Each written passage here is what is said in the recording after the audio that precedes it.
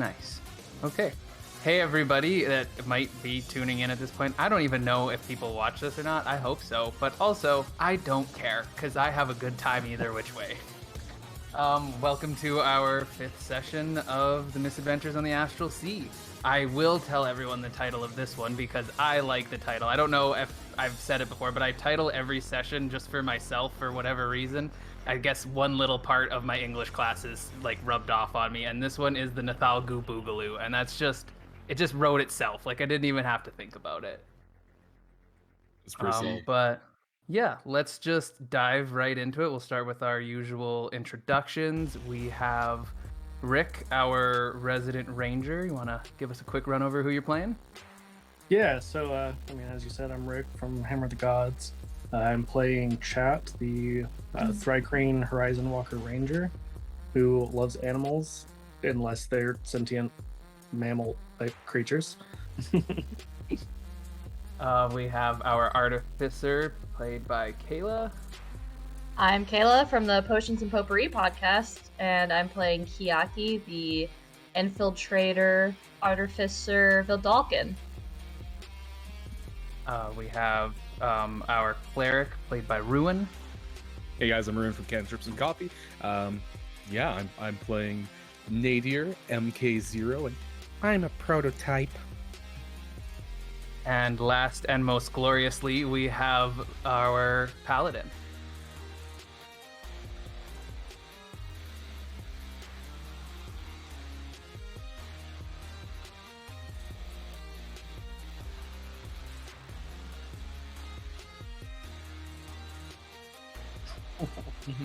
Yeah, everyone that, if they're just tuning in now, we are throwing this in the middle of Cade's extra life that he's running. If you want to stick around after, I'm sure he would appreciate having a little bit of extra company, especially as the night gets a little bit later, because I know that that's when it really gets hard. You know, that 12 to like 5 a.m. is pretty lonely. And I guess I don't know if I've ever actually introduced myself in the first 4 sessions, but my name is right under my face. I'm Jaden. I'm a dungeon master. What else do you need to know about me? Do you like long walks on the beach? Oh, I hate them. Sand everywhere. Like, I'd rather swim, but I'm a terrible swimmer too, so I don't know. I like the beach, but I don't want to do anything with it, apparently. They're not and getting bad. caught I in can the enjoy rain. a decent pina colada, but I would prefer a daiquiri. And the rain, I don't know. Does anyone like the rain? Like, who wants to be wet all day? I don't mind being in the rain when I can watch it and not have it on me. I went a totally different way. You mentioned sand, I was just like Anakin. Yeah.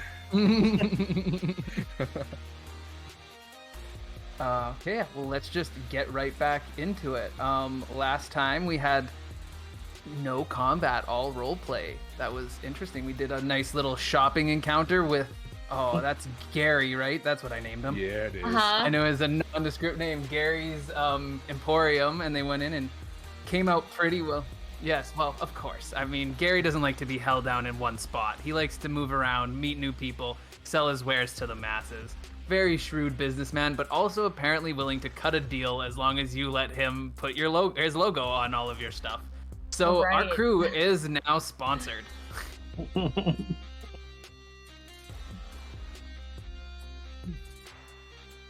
Yeah, you can sponsor us just like Gary sponsored them. But yeah, they ran into Gary, got some pretty good gear, I would say, especially the crazy fly. I can't wait to see what Nadir ends up doing with a gigantic fly. Whose name is It's Jeff. gonna be golden. Oh yeah, I forgot about that. Thank you. And then I guess I the only didn't. other really eventful thing that happened is yes. I don't even take notes.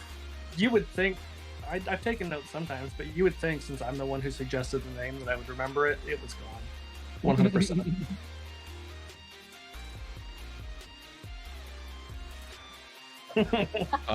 I actually compete with Kayla for who could take the best notes. Oh yeah? Yeah. I'm winning. Just See, my Don't thing ask is for proof, but I'm winning. my thing is length. I'm never much of a detail note taker. I just write the nonsense that comes out of Jaden's mouth and try and make it make sense to me. It's fair. Well, Definitely I'd just nonsense. That's fair. Like to point out, we also got a Raven figurine as well, so it's not as cool as the fly, but it's still there. Yeah. I don't know. I Yeah. feel like it'll have its moment.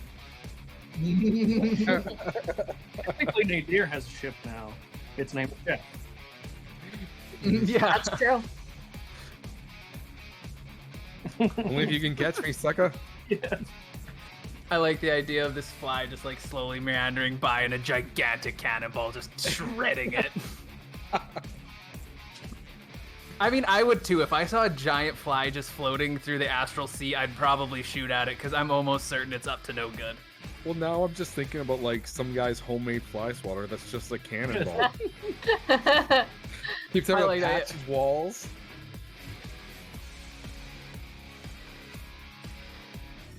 Wow, that's badass, dude. In the house. Okay. That's a flex.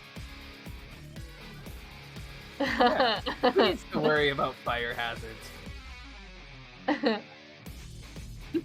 Yeah, I'm not surprised at all. But yeah, you guys had your little shopping spree, and then I think really, I don't know what else I even said at that point, other than the other eventful thing was that you guys got to meet Crumb, who, if I remember correctly, Valerius was quite, you know, I wouldn't say smitten in like maybe a love way, but definitely in like a platonic love way. Like there was a lot of respect there for sure of someone with such accolades. Yeah. I mean, And some man crush action going on yeah, with them. I mean, I mean, you can't blame them. Like that many medals on a wall will impress almost anyone, I think. Oh yeah, and he's technically only half man, half bull as a minotaur. So, but yeah, he sent them on what hopefully will be a quick little journey of hunting down an Athalgu who has apparently been stealing some brains on the Rock of Brawl, and took one very important one from one of the underbarons of the Rock of Brawl, which are like kind of like the mafia heads in a sense of the Rock of Brawl. And clearly one of them losing their brains isn't a very good thing for anyone. I'm sure there's lots of secrets nobody wants getting out in that brain. So yeah, if you guys are able to retrieve it, you will clearly make quite a name for yourself and will have probably little struggle getting into at least a good handful of the systems that are xenophobic's probably aggressive, but they're definitely not looking to have a lot of new faces in them at this point. You know, post-war, everyone's still pretty, you know, paranoid and, you know, just making sure that nothing goes wrong to the best of their ability. But yeah, let's dive back in. We left our party as Crumb very, I wouldn't call it coldly. It's just he's a man that's got things to do and no more time to waste. He walked off into his back office without even really saying bye, slammed the door behind him, and kind of just left the party there, standing in the middle of his, his little establishment there. I know, yeah, the other thing he told you guys is that probably the best way to get any information on the Nathalgu would be to go right next door to the Happy Beholder, where Large Luigi, the kindest of beholders, runs quite the establishment. On a sidebar, my first tabletop system I ever played was Warhammer, the fantasy, and the first multi-day scenario we played was a sewer adventure. So like this is like coming full circle from like that day to all of a sudden like, hey, we're streaming Spelljammer. Just a cool experience for me. That's Well, really I'm cool. glad I could close that loop for you. But yeah, I'm assuming you guys would, unless there's anything else you want to do in town at this moment, I'm assuming you'd head over to the Happy Beholder. So yeah, as you guys walk out, you've already seen it a little bit. You see a massive sign that doesn't seem to have a name on it, just is the rendition of a very happy looking beholder. Giant smile on it, eyes look very inviting, even the ones on its eye stalks. And it's clearly busy. You guys probably don't know too much about this bar, although pretty much anyone who's been in the Astral scene knows of the Happy Beholder. It is more or less a 24-hour party. It never seems to shut down. I think Luigi's scared of creating new beholders. I don't know if people know that little part of lore, but the way new beholders are made is when other ones go to sleep and have nightmares, and then a new beholder is born. So I think he's pretty much doing his best not to fall asleep. Therefore, what better way than to be in a constant party at all times? Like Cade right now. Yeah. Yeah, you should definitely be doing your extra life in a club. Like, what better place to do it? Yeah.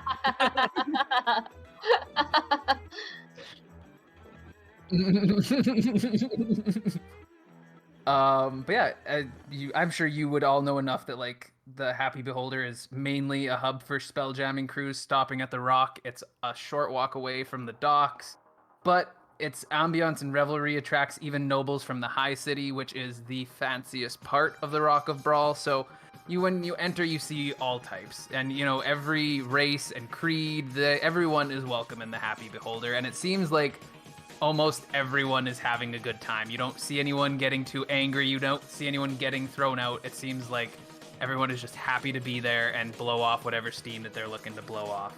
Maybe there's a little tussle here and there, but that's usually pretty quickly solved by Luigi. He's just I was gonna call him a people person, but he's not a person, so he's a people monster. So he'll quickly resolve any sort of issues, and yeah, as you guys walk in, you see people all over the place. There's multiple bars, there's a massive dance floor. You can see some tables set off to the side with various gambling games going on. And you do see Luigi. He's a very easy figure to spot. He is large, as according to his name, and you see him floating around. And he doesn't seem to do any other work other than just visit with the guests and, you know, just try and set up the parties the best he can. You see him every now and again, you know, at most maybe dropping off a, you know, tray of shots to a table and then taking 3 or 4 himself and moving on, you know, just being a social butterfly or a social beholder fly. I feel like I love it. Yeah. I mean, you'd have to talk to Wizards of the Coast. I do believe they probably own the trademarking on that, if it's trademarked. But Nah, they don't need it's to a know. secret Discord anyways. we'll put a second E in it, and our large Luigi will be colored as if he has, you know, yellow and black stripes. It Yeah. will be the Happy Bee Holder. Aw, That should be enough. that's cute.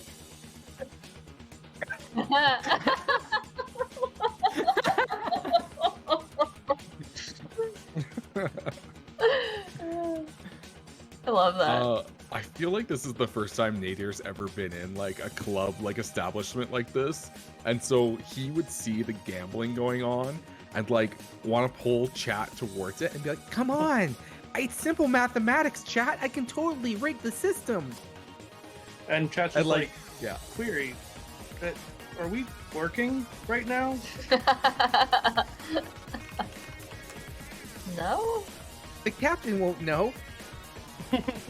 There was no timeline on this job. You guys were just told to collect a brain.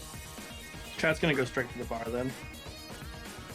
Nadir's totally. He's going up to like the first like. Okay. Are there just like gambling tables or are there machines or anything? It's all tables, right? There's various games going on, but yeah, it's all tables, you know, card games and the like. Okay, so That's he would. slot machines. He'd definitely go over to like probably the busiest card table that he could get a seat at. Okay. Let me see what we've got here. Hyaki pulls out one of her mini leather pouches and rifles through her gold to give Nadir 1 gold. She says, "Here, little one, go have fun."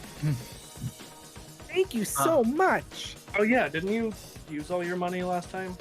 Oh no, we got like a major payday after that. Yeah, no, I Yeah. spent all my money because I said I was going to give it all towards the ship.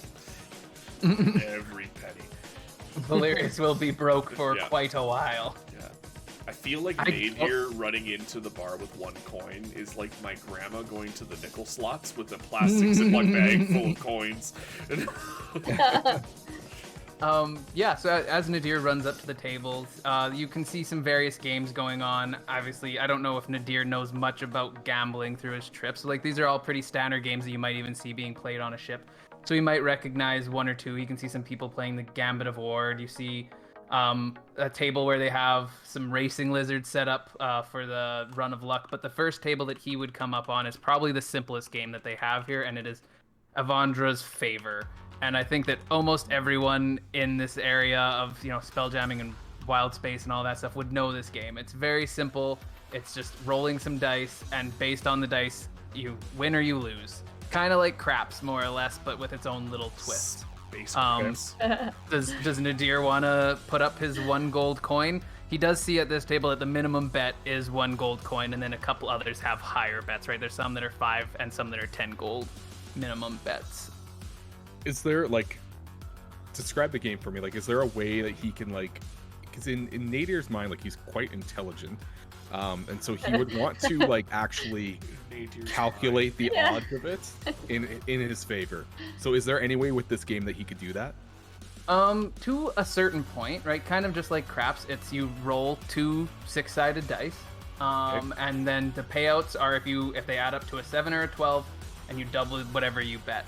And so Nadir would know that there isn't a lot of ways to really control the dice, but if he does have quick hands, he might be able to flip one, to give himself that little edge in the game, or put that little twist on it and maybe give himself a little extra. Okay. Drop it perfectly so it lands the same way. It doesn't roll. Calculate the parabola, I was just thinking that's the only math term. I was gonna say the quadratic equation of yeah. Okay, so this is a decision for Jaden as the DM. So Nadir has Built for Success, which is add a D4 to any ability check or saving throw. Mm-hmm. So I'm wondering if I can use that to manipulate his roll. Oh, absolutely. You would have so you want to add +4 to one of your dice that you roll? To the maximum, It could do good. It could mess you up just as much, right? You could also use it as just a +4 to your sleight of hand check to try and flip one of the dice if you can make them add to a 7 or 12. I like the other one better. Yeah, I kind of like the other one better. The chaos. In my mind, if I rolled a perfect 12 plus the D4, they'd obviously know I was cheating. That kind of idea. How did you roll a 16 with 2 D6s? All right, so Nadir's gonna put down 50 gold. 50 gold, big spender. Whoa, Nadir. Did he stop at the $1 minimum table, or did he go up to the $10 minimum table? The $10 minimum, yeah. Okay, because it'd have been hilarious. All the people would have been very mad at him if he put 50 down on a $1 table. You see, got the $55. minimum, there are some people putting some big bets on their rolls for sure. So you wanna hit those dice, please, and then tell me what your results are? Okay, so I got... You know what? I did pretty good. I got an 11. An 11. So you are within the range of doing that. So if you want to roll a sleight of hand check, you could switch one of those dice to total a 12. But just remember that everyone's watching. The dealer is keeping a good eye on you.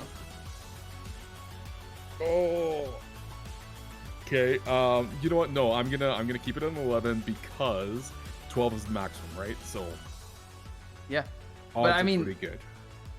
Well, yeah, but Nadir knows that he needs a 7 or a 12. If he doesn't have a 7 or a 12, there's no payout. Right. Okay, sorry, I thought it was a 7 to 12. Okay. No. You know what? I'm just gonna go for it. What's the worst that's gonna happen? It's $50. Yep. What's the worst? Okay. I'm gonna use my I'm gonna use my Made for Success or Built for Success. Okay. So a total of 19. Yeah, as you go and you're scared, you think somebody's gonna see it, but right as you're about to go and make your little switch, Luigi starts kicking off into this big body song, and everyone joins in, and you notice everyone's eyes are kind of quickly pulled away for a second, and you just roll that one dice up that extra to that 6 that you need, and bam, 12, and everyone looks back, and they're all excited, and they're all blowing, and everyone's crazy, and the dealer, I don't know what you'd call a person that runs a craps table. Craftsman, obviously. Craftsman. Yes. King Crapper. Yes, the craftsman gets all excited. He's like, wow, that is a great bet. I mean, what are the odds on your first roll? And he slides 50 gold pieces to, match up beside yours, and you now have a little pot of 100 gold pieces in front of you. Nice. Nadir is so completely innocent. He thinks he's just gotten away with murder, and he is going to run away from the table with his. Oh. Everyone is a little, like, oh, I can't believe he left. We wanted to see where that was going to go. But, they all get back into their game, and you see some people just happily going back to rolling their dice. Chat, you said you were walking up to the bar, correct? Is anyone else going to go with chat, or are you guys doing your own things? Yeah, I would probably go sit on the very corner of the bar. At the very end. So I'm curious, what does Luigi's voice sound like? What's his singing voice? Because in my head, I'm thinking like Shaggy.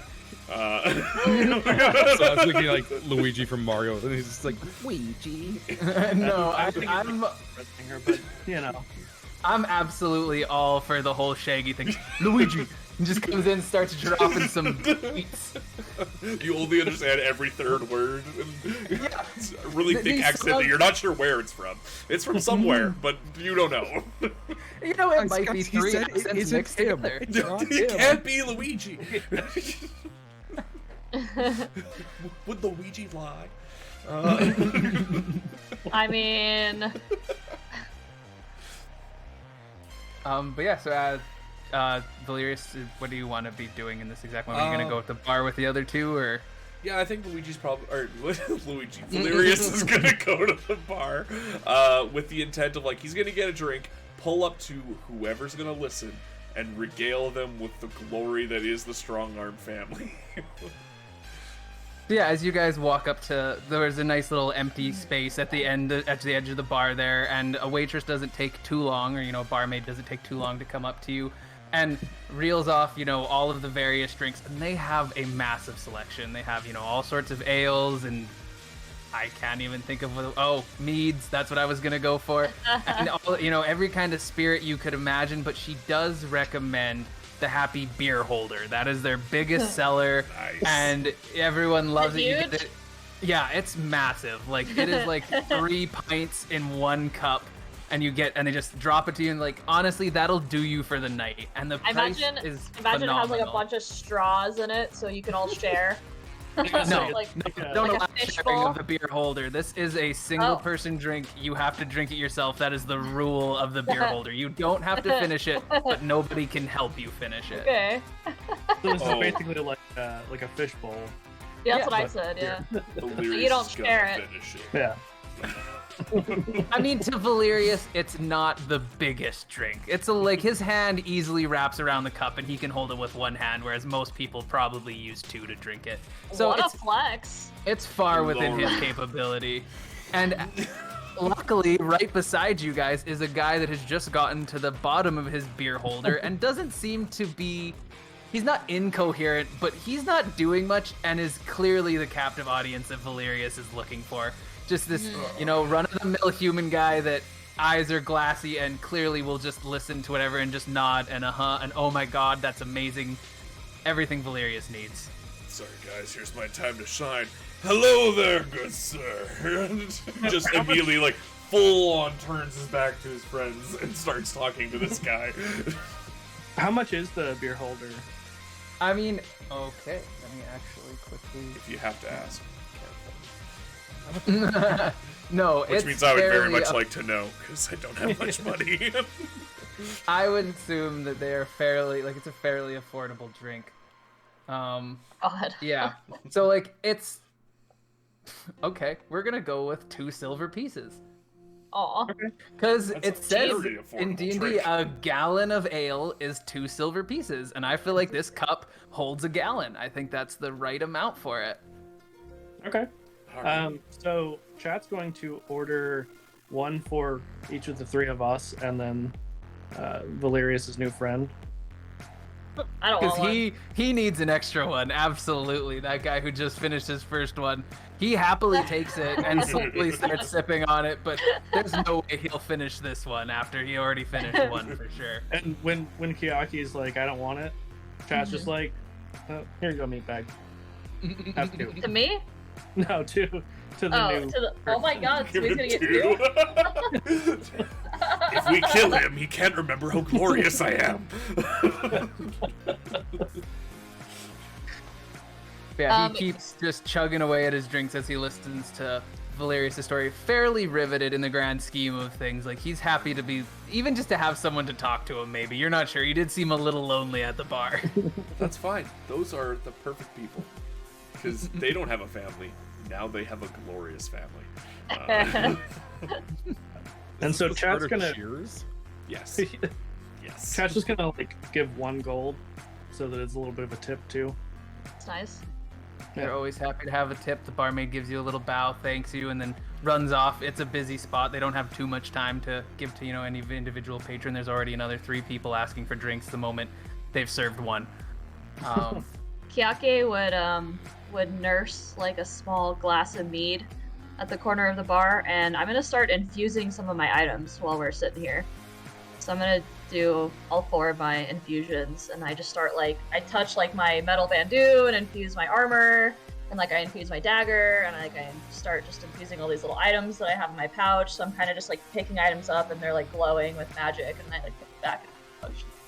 Yeah, you do see a couple of strange glances going your way. Everyone's like, who's doing work here? This seems strange, that. but No. yeah, you don't see anything. There are a few people giving you some weird glances, but no one really cares. I mean, everyone's happy. You're not disturbing anyone by any means. Mm-hmm. Nadir, so you ran away from the table. I'm assuming you just ran back to the crew.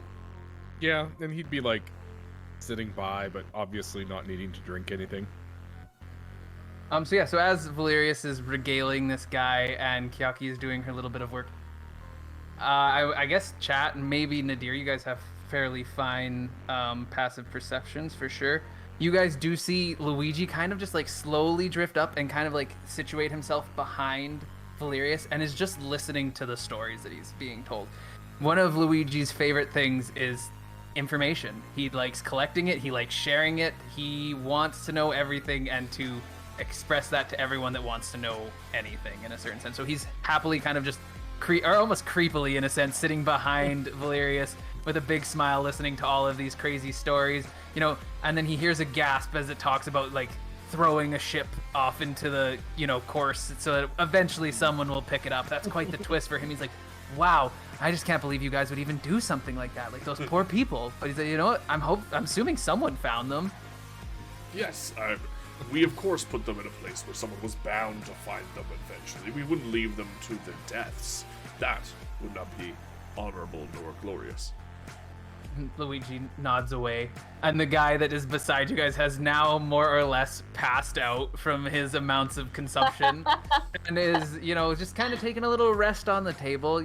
No one's moving too much. One of the bouncers comes and does move him away off to a corner space for him to sober up a little bit. And yeah, Luigi just kind of, sits there in front of you and is kind of thinks for things. He's like, well, what brings you guys here? I don't think I've seen any of you here before. Or if I have, I'm sorry. I see so many faces that it's hard to keep track of them all. So was one of the drinks untouched then? He probably got a little into the second one. He'd consumed all of the first one, and then, probably drank the first, 1/8 of the second one that you gave him. So there's still some in there for sure. So he's had almost 3. Yeah. The equivalent of 2 and some gallons of beer. Who doesn't need a milk jug or 2 of beer? Totally fine.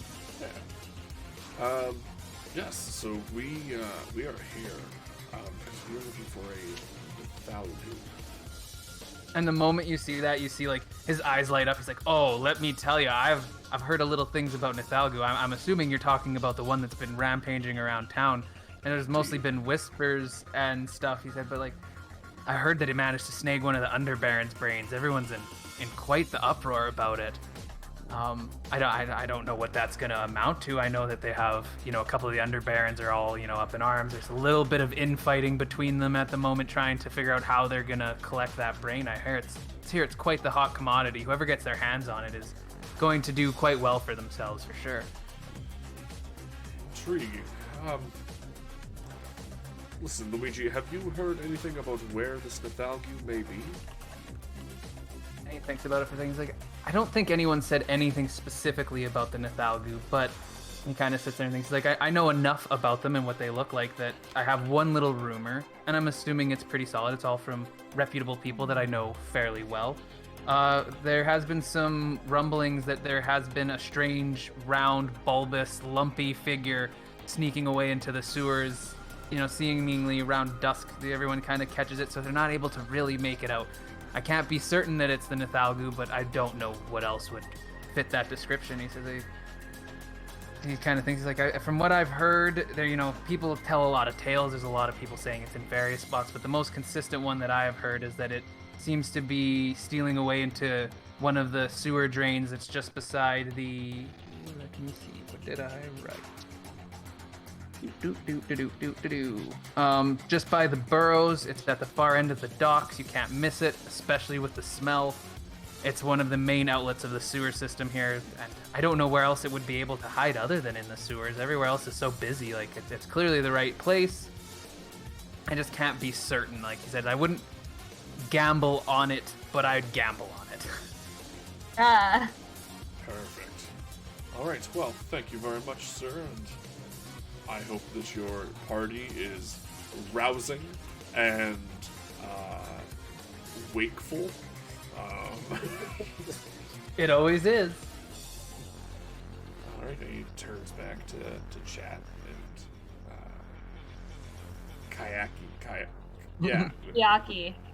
I'm sorry, I just had a stroke. It's okay. Right. It happens. I just like Kayla. Kayaki. I know.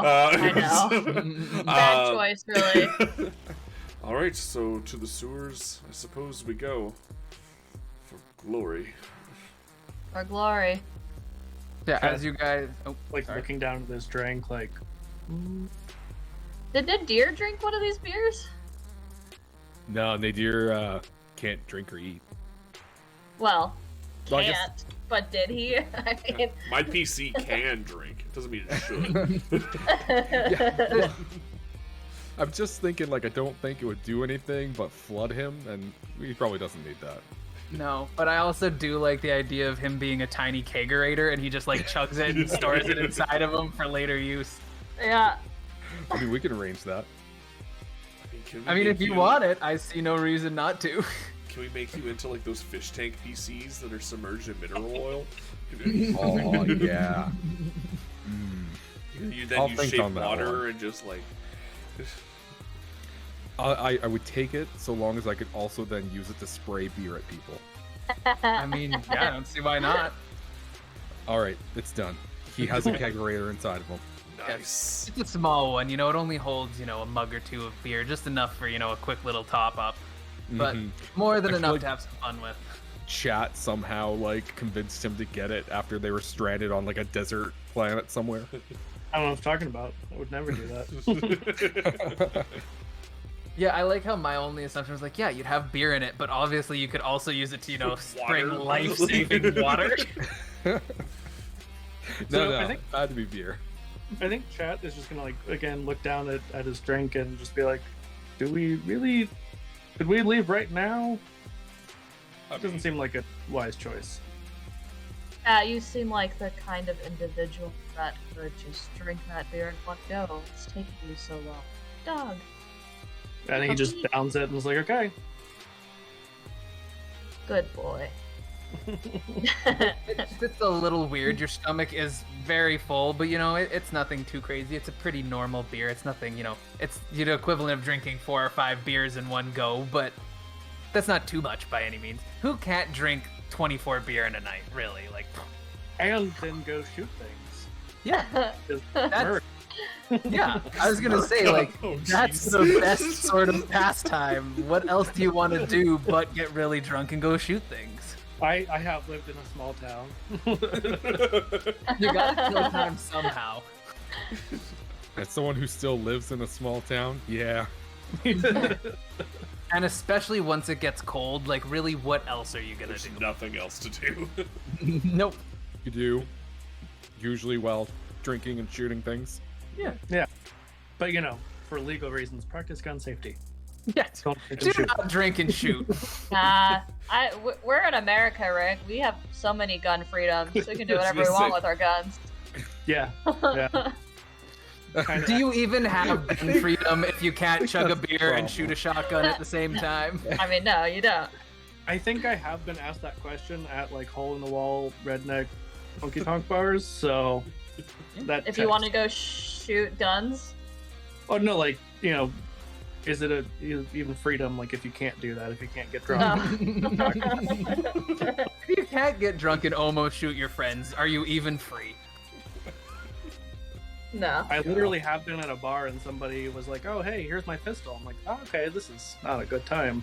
So Or it's a really good time, depending on who you're talking to. it's my first time meeting this person, so I mean, some people just America's like to wild. share too much, and that's the definite overshare. Like, here you go, here's my concealed carry. yeah. The Yeah. closest I've ever come to that is at a party at Jaden's old place, where someone busted out a taser, and after, like 20 minutes after meeting them, they were tasing me. So I mean, I Yikes. tased you. Let's. I Oh did my God. volunteer. Like, it was one of those, Okay. like, you have a taser? Yeah, I've always wanted to try this. How are you not gonna get tased when someone brings a Right. taser out at the party? Like, honestly, at least half the people there got tased. I was. Yeah, more it than was a happy. lot of people. And it I was probably a very. would not. It was a very minor taser. It was a baby Oh yeah, taser. it wasn't like it a only. police taser. Like, Yeah. Baby's It, first like, taser. it was definitely baby's first taser. Yeah, it was the size of a Pez dispenser, so that tracks. Like, For ages 0 to 1. But honestly, 9-volt even if some. new Little merch idea, sticking baby's off first of it. taser. Oh, I love Yeah, put I love your how tongue right every there. I love how every session we get a new T-shirt on the website. Yeah, yeah. Baby's first taser, it's going in there. I'm opening up the notes app. It's official now. I think this is also the most off the rails we've gotten so far on any session. Is it? That's. Have we ever probably- been on the rails? Yeah. What are True. the rails? I feel like You got me before we there. started playing, Jaden was like, "Oh, the planning, it's gonna kill me." And then we started playing. He was like, "I have like 8 months worth already planned because they never get anything done." 8 months planned. Absolutely. Not like I'm planning right before the session or anything. I don't know. Put it in a bar. It'll take him 3 hours. But yeah, you guys, as you're heading out of the bar, you guys quickly hear Luigi say, "Come back anytime," and you see him wave one of his eye stalks at you and goes off, to be back to the part of the party. And as you guys walk out, you take a little second, you look around and see, the city hustling and bustling around you, and then a swarm of kids just surround you. It's like a good 10, 15 kids. I'm just going to make a quick roll. Yaki is like, "Oh, can we help you?" She's like putting her hands up, like she doesn't want to like touch any of them. They're probably really, pockets. they're probably really sticky. Yeah. I've played enough World of Warcraft to know these guys are about to go cause a summoning circle somewhere. Yeah, they quickly surround you. They kind of ignore what Kiyaki says, and almost as quickly as they surround you, they all run off into a back alley. No, they Check- stole our check them stuff off. for Check sure. my wallets. Yeah. Plural. Yeah, as you all do a quick check, you do notice, everyone seems fine, and then chat does notice that he's missing, he's not sure exactly how much, but he's missing a few gold pieces, anywhere from, like 2 to 5 or something like that. Those brats. Damn little meat bags. You Oh, yeah, fuck they- with that man. He goes and shoots them all cold blood. We're going off topic again. When I went to England one time for Taekwondo, my Taekwondo instructor's from England, and he told me if anyone ever asks you what time it is, punch them in the throat. Because they're going to Yikes. steal your money. He's like, we have a big ass clock. They know exactly what time it is. Time it is. Yeah, this just reminded me of that. I hope that's the real history of Big Ben. It's like, Just we got a stop problem with pickpockets. pickpocketing and people asking for the time. Just build a big ass clock. Yeah, I mean, like Portobello Road, I know is really bad for pickpockets. I'm sure other places too, Oh, but yeah. that, like, as soon as we got there, everybody was just like, yeah, keep your hands very close to like your wallet and everything. Just don't talk to anybody. Yeah. And if I ask what time it is, punch him in the throat. They I didn't like mention- when you get booked by a cop and be like, "Why did you punch him in the throat?" He asked me what time it was. Like, what else was I supposed to do? They're like, Yeah, oh, they're just like, my apologies, please, go ahead. This is an open and closed case. This checks out. Book 'em, boys. If they're Oh, gonna yeah, pickpocket you, they're legally required to ask what time it is first. Just like a cop, if they're a cop, they have to tell you. Otherwise, it's entrapment. But yeah, for bookkeeping's sake, chat would have lost 2 gold pieces to those little sticky fingers. Yeah. Literally sticky fingers. Yeah. They're just covered in sap. But yeah, you guys head off towards the sewers. Yeah, like Seems the like kids- we know where to go. Yeah, it's easy to find. Like, you guys know that you already came from the one side of the docks, and so you know it's at the far end on the other side, and you just kind of have to walk down that main drag, and you'll get to where you're looking for. You don't even need to know the specifics of where the barrows and all that other stuff is. Convenient. Yeah, is there anything you guys would be interested in along the way, or are you just going to the sewers? I'm ready to bash some skulls in. Yeah, I think I'm just heading to the sewers. I don't think there's anything else. Yeah, Okay, is there You're like anything weird. like of note? Sorry, what was that, Rick? Go ahead, Rin. Oh, I was just gonna say, I think Nadir, like, he obviously wants to check out like parts shops all the time, but I think he would want to do it after this mission's done.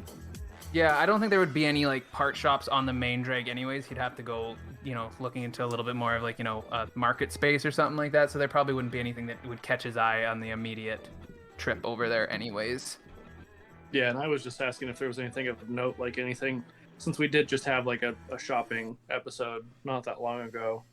Like, is there anything that would stand out that's like, oh, we have to check this out now? Another Not shopping on this. episode. Yay!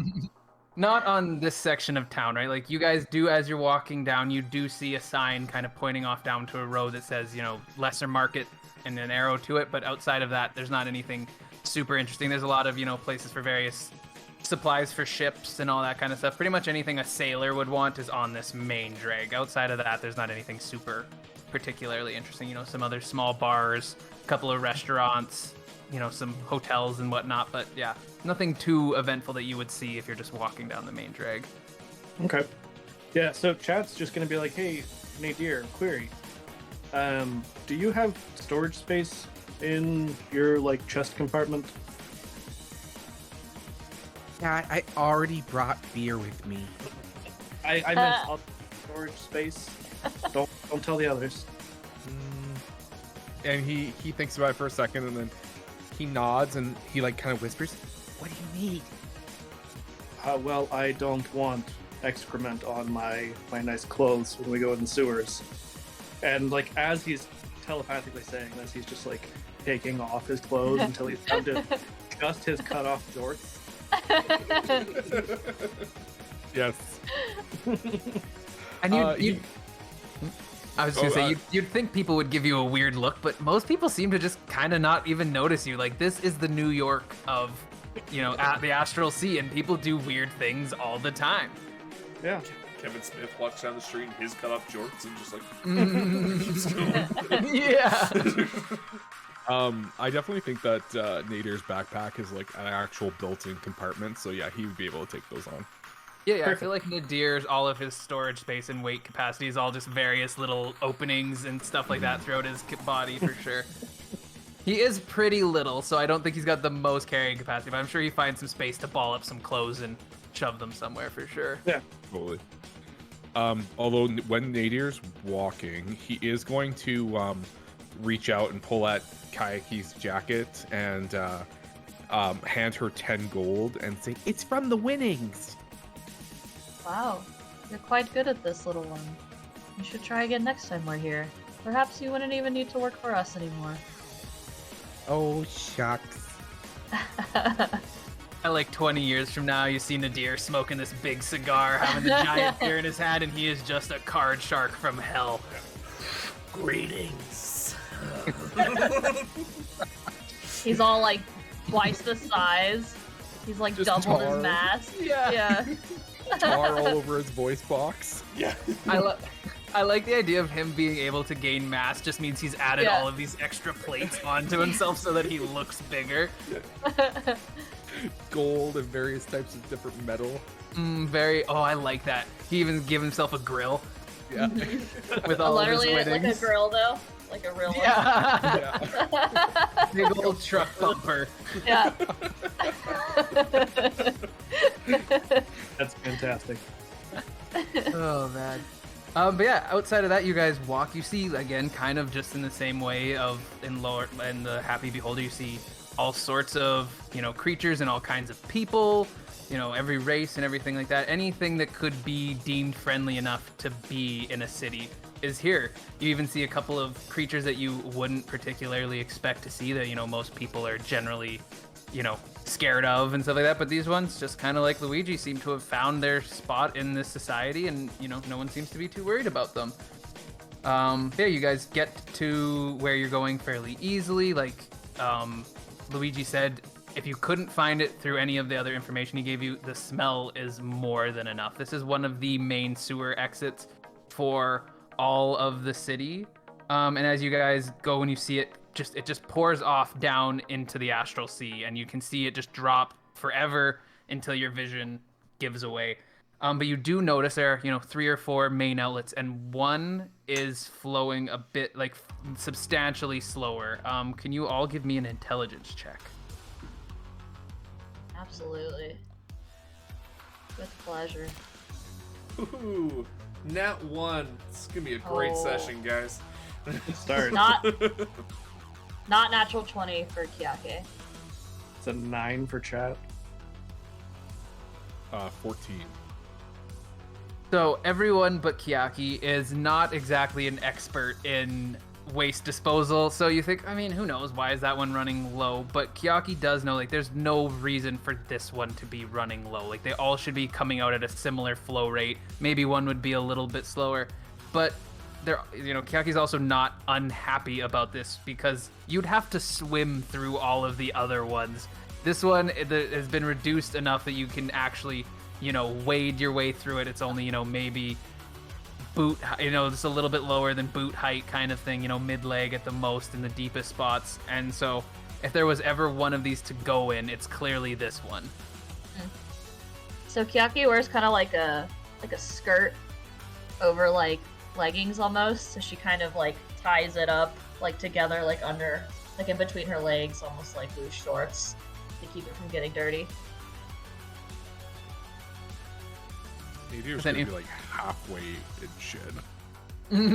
Yeah, he's real short. That's gonna be That's at least true. up to his pelvis, I would 3 assume. feet, yeah, 3 feet tall, so. He's Yeah, water it's type, almost so- a third of the way up, Nadir. Yeah, there's nothing that I can do to not get shit on me. It's like I cast Shield of Faith at my feet. No, got nothing. Unless Could've it's cast evil, I telekinetic got shove. nothing. unless shit is evil, there's nothing I can do. But yeah, Depends you on what you guys. ate. Yeah, it is awful. Oh yeah, you all start wading your way through. The smell is extremely powerful, and as you guys get deeper and deeper in, and there's no more fresh air kind of flowing back into the space, you guys get just the stench keeps growing and growing, and it gets to the point where it's almost unmanageable. I need you all to make me a quick Constitution save, please. Question. Nadir doesn't breathe. Oh yeah, Nadir would be fine. He wouldn't notice anything. He wouldn't have any- smell anything. So Okay. Do you have an air purifier in there? You can help us all out. I got a let me 22. check. 18. That's a 10. So Kiaki and Valerius, they are not unfazed by it, but they're able to fight back their nausea and stuff and keep powering through. Chat, for whatever reason, this just does not settle with his nose at all. He can barely manage to keep himself together as his stomach begins to turn and is just at the edge of hurling, and you will take 1 level of exhaustion Oh, from damn. the sheer Oh, no. level of stench, right? Your stomach will never be settled right enough for you to be fully efficient, so you do take disadvantage on ability checks. How do I note that on D&D Beyond? I feel like there's There should be a Is that the section. top? Yeah. I don't know. There's- Who actually There's uses somewhere to exhaustion? check it. Aiden, you sick son of a bitch. Yeah, I've never used exhaustion in my life. Oh, man, I love under using it as, like, conditions, maybe just good general ways that Yeah. anything really Sure. messes with you. under conditions. If you Oh, click yeah. conditions and scroll down, then there's different levels of exhaustion at the bottom. Perfect, thank you. Yeah. Cool. Yeah, I I mean, do. I could have made him unconscious, guys, if you'd prefer that. Incapacitated. You know what? On second like- thought, you're really generous. Thank you. I feel like chat gets the little, like, you know how grasshoppers get that, like, I don't know, oozy stuff coming out of their mouth sometimes? Mhm. He just kind of, like, gets that, and he's just like, I don't feel very good. It's just like this dark liquid. So as you guys keep making your way through, like, the smell has gotten to, like, its maximum at this point. You guys aren't, you know, at risk of it becoming any harder to manage by any means. You guys do start to get these weird flashes of images in your head, and they would probably be most powerful to chat just with his, you know, inherent telepathic capabilities, but you all get the same images, just maybe a little less clear, but they're easy enough to make out. You see, you know, chunks of meat, you see rotting flesh, you see garbage, and you get this feeling of, like, a fairly aggressive hunger. And as you get closer and closer to, you know, whatever is causing this, they ramp up a little bit. They're not to the point of which they're, like, distracting or causing you any issue, but it does feel like something is trying to communicate with you. I'm gonna ask for a quick marching order. I mean, Chat's the ranger, so I feel like he's probably fairly up front. I would also want to be up front. I'm pretty tough, I think. Yeah. But maybe Valerius would be the one fighting for first Yeah, place. like, I don't mind being up front, but also, like, if you guys really want to be up front, I'm not gonna fight you on it. I am walking in shit. Yeah, so the space is wide enough for you guys to even all walk beside each other if you wanted. It is about 20-25 feet wide, depending on the spots that you're in, and how much various stuff is caked around the edges. But yeah, like you guys Nadir would want to be like triangulated to touch all three of them if he can, so that because he has a few like touch healing spells that he would want to be close by them. Are you slowed then- down just because of how much shit is up? Like, should I be carrying you? Don't give him ideas. Well, I'm saying, like, I'll carry you. Like, You are encumbered by shit. if you're if you're It's kind of like a chest deep, diamond formation, it sounds like. yeah, maybe. that'll work. Okay, Yeah. so we want Valerius at the very front, Chat and Kiaki kind of in the middle, and then Nadir at the back. Sure. Sure. Yeah, Okay. Put me more like a triangle. Put me like right there, like in the middle of them. Okay, and then who does and doesn't have dark vision? I think you all do, right? I don't know if I do. Yeah, I don't think I know do. if either. Oh, I do. 60 feet. I don't. I do not. I do not. Oh gosh, okay. Well, there is obviously no light in these sewers, so as you guys were making your way through, you would have gotten to a point of which only Chat would have been able to see. Do you guys want Okay. to do anything I cast particular? light. To... Chat's probably up front then. So yeah, so Nadir wants to run light. That's a 30-foot radius around you, correct? 20. 20. Oh, it's even smaller. When I give you bonus, take the bonus. Come on, Yeah. man. Lie to him. Okay, but it is a technical 40 feet, right? So you have bright light for 20 feet around you guys, and then or around Nadir, and then another 20 feet of dim light. Yeah. I think I can also cast 5 feet of light by tinkering on an item.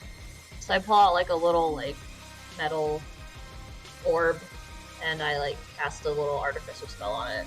Cast 5 feet of light, like it pulled out. You have like a little orby, what do I want to call it? Oh my god, now a glow stick. There we go. Yeah. I don't know why that was such a hard word for me. So, A yeah, so you glow guys- orb, like if you glow. will. So you guys, have enough ability to see around you.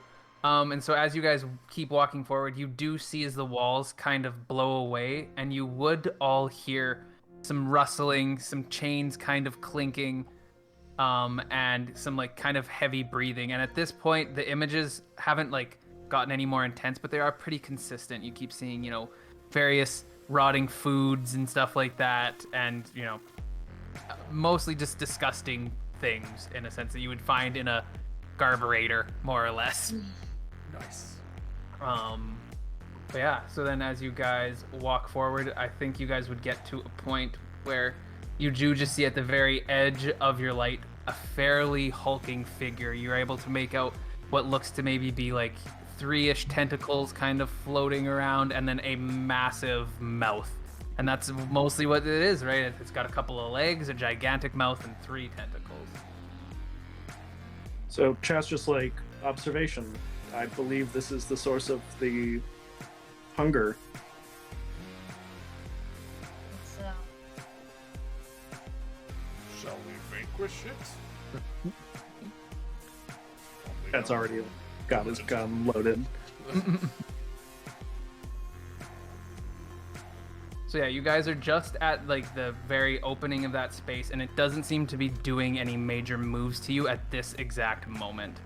So do you want to keep moving forward, or just run in and start hitting it? that's how far away we are from it?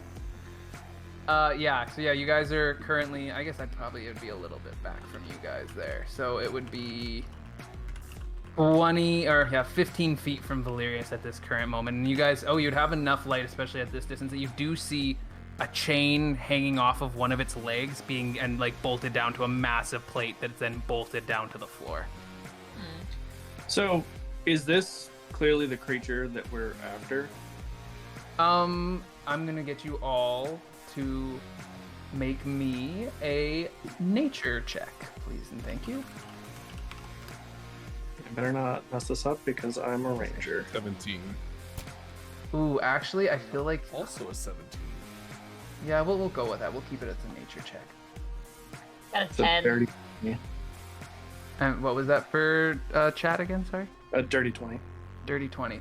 So Kiaki, who's she to know? She's not maybe an expert in organics in any particular manner, but the rest know of you would know this. This is a fairly common creature, and you're not even super surprised at what they're doing. It's one of the most common waste disposal technologies in a sense, even though it's not a technology itself. It's just a creature that most cities employ. You guys would know it as an odiug, and you know that it consumes waste and rotting food and all of that stuff, and so they usually keep them down in the sewers as a way to just kind of, make sure there isn't too much of a backup and, get the real nasty stuff out before they dump it down into the Astral Sea. So yeah, you guys, it's a giant garburator with tentacles, more or less. Nice. And so we're like in this tunnel, and we obviously have to go past it to get further. Mm-hmm. Yeah, it's just an open space, and then it goes, you can see, you guys wouldn't see, you would just see the open space that it's in. But yeah, eventually it does just go back down into the normal sewers. With How 60 long is feet the chain? vision, right? Give me a perception check, please, Kiaki. Okay. Oh. And then what did you say, Rick? Oh, I was saying with 60 feet of dark vision, would I be able to see past it? Yeah, you definitely would. Yeah, you can see that just, as it gets to the far, about 10-15 feet behind it, you see the walls narrow back down, and it looks to go back into about the sewer tunnels that you were used to. It seems that this provides enough opening of a space that the flow kind of slows down, and especially here it's very slow at this moment, but it would allow enough of the flow to kind of allow it to sift through and grab stuff as it kind of blows past its, body. It probably more or less just sits there with its mouth open and lets anything kind of flow in and gets what it can. Does it seem like it might be domesticated in any sort of way?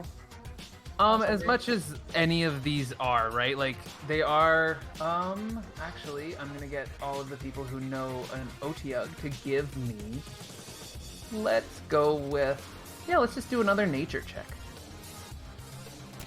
No, let's go with an animal handling. That's an animal handling check for sure to see how domesticated they are. Handling, so I will take that. I do not. There's a 23 for chat. 14. That tracks. So yeah, and then what was Nadir's? Was it a 10? I think I saw it. 10, yeah. Yeah. Okay, so I think that it would be reasonable for both Valerius and Chat to know a little bit about this, and that they're not maybe domesticated in the sense of it's like, a dog where it would be friendly. But, as long as they're not hungry, that they're not going to be too much of an issue. They'll sit there and do their job and leave sewage workers alone. But also... An Udotug? An Odiug. I don't know how anyone else would pronounce it. I go very phonetically when I read D&D stuff. I mean, that's the way that Affy pronounced it. It's funny because, the Saturday Extra Life game that we did, there was my character drinking a giant thing of alcohol and an Odiug. Oh, funny. The parallels are a little eerie. Dang. I gotta work on my plagiarizing so it's a little less obvious. But you guys were feeling hunger, so does that suggest that it's hungry? That's what I would think, yeah. Well, I was wondering if we could just go past it, if the chain was short enough. Yeah. So. I am picturing the so- chain chomp from Mario 64. What was your perception check again for the chain? A 7. A 7. Yeah, you see it all balled up and you can't really get a good idea of how long the chain is. You, as an intelligent person, would assume that it would probably have enough space to access most of the room for sure, but you're not sure how much further it can go past that.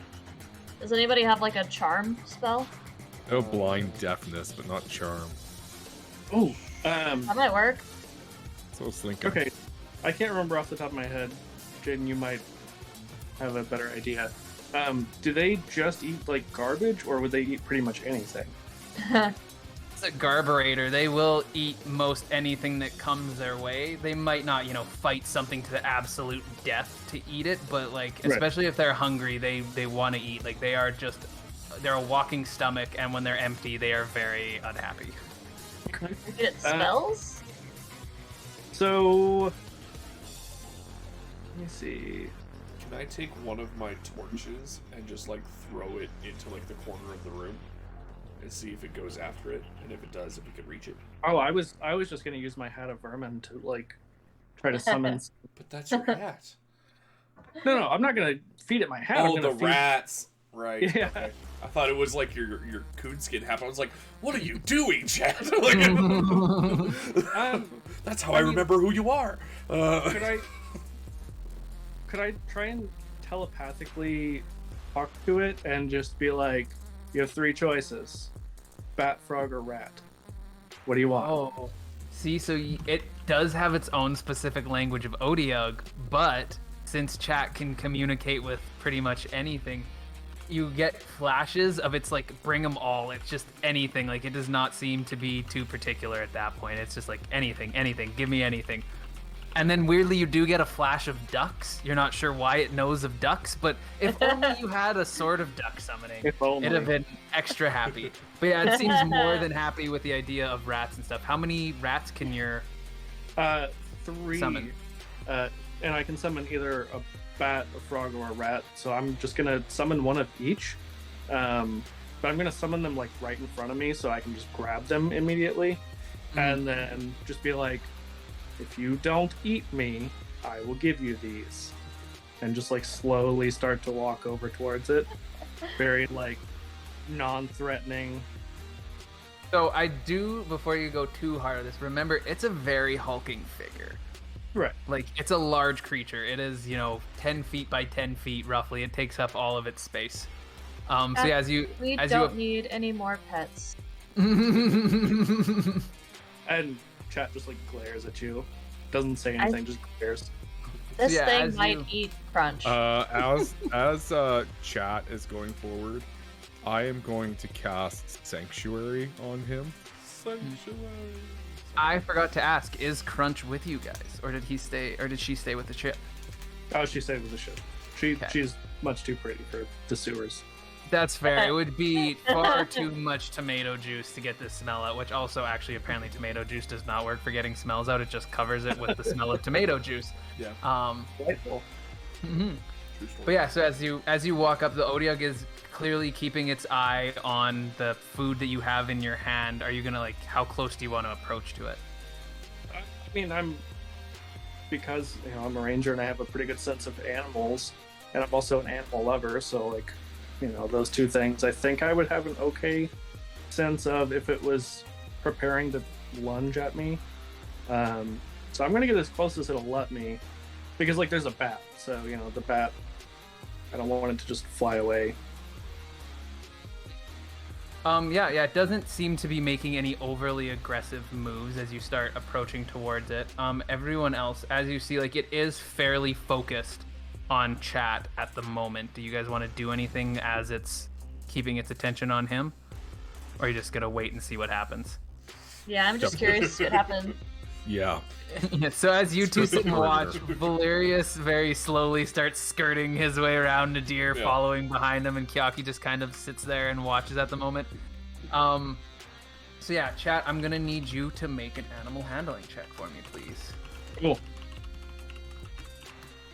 That is a 17. Yeah, it seems to be fairly taken by your moments and seems like it's on board with what you're doing so far. It's not being overly aggressive or anything. In that moment, I would assume that, Valerius and Nadir would make it at least, like halfway around the wall. Is Kyaki still sitting and watching, or?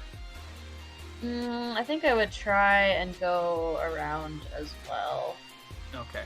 So yeah, you maybe, add a little extra speed and kind of catch up. It's still very focused on chat, and so, like, do you want to, like, get right up in front of it at this point, chat? Like, yeah, pretty much, like, close enough that I could at least kind of underhand toss these three. Yeah, so keep a few, keep 5 feet between you or something like that. Yeah.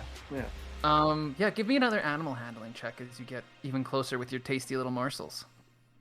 And I'm also going to throw in my, like, a day's rations. It's a 16. Yeah, as it sees you pull out even more, and you have like a fairly decent little collection of food out at this point, it seems more than happy to just kind of chill there, and it opens its mouth, seemingly waiting for food. And as you guys have probably skirted your way almost to the exit, so the light that Nadir was rocking, you guys do see the same thing that chat saw at one point. The walls narrow down into what looks to be just like the sewer path continuing.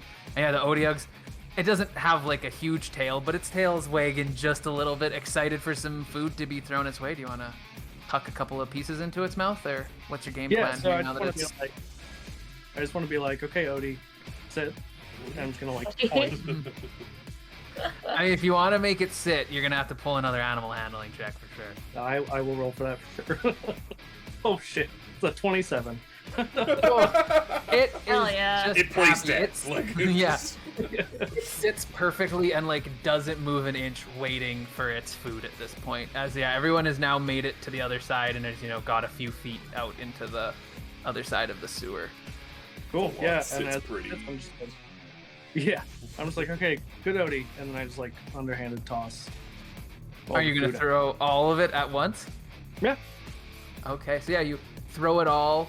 Have you at all tried to move around it, or are you still staying like right in front of it at where you walked up? I'm just right in front of it. Okay, so yeah, you throw its food, and it snacks it all up real happily, and then it does give you a little bit of a look now. Now that you've thrown your little bargaining chips, it does seem to give you a slightly different demeanor Sure. at this moment. Sorry, just to clarify, Nadir was going to try to stay within 30 feet of chat at all times. Okay. So yeah, as it's kind of sitting there, you start to see it start to like, give up on its sitting. It's being a little more, it's testing the water in a sense. Do you want to do anything particular in this moment, or? I just want to like telepathically to it again, just be like, okay, now I'm gonna go. Okay. It keeps sending you flashes of food. You still keep getting those same things, and I'm assuming you're starting to like skirt around it at this point. Yeah, very, very slowly. And I also want to send back to it, like as it's sending these flashes of hunger, like we'll come back with more food, if you let us go. Ooh, hit me with a persuasion check. I'm very good at persuasion. Oh, fuck. 5. I thought that was a 1 first, and I have a -2, so that would have been really bad. That would have been much worse. No, it seemingly takes you at your word for it. It kind of calms back down. It was starting to like look at you like food a little bit, but it seems to have calmed down. It's trusting of you. You've supplied food so far. It's not having any major reason to distrust you. And yeah, it just kind of lets you skirt around it, and it just kind of sits there waiting, staring at you guys as you start to make your way down the hall. So before I go too far, I'm just like, may I pet you?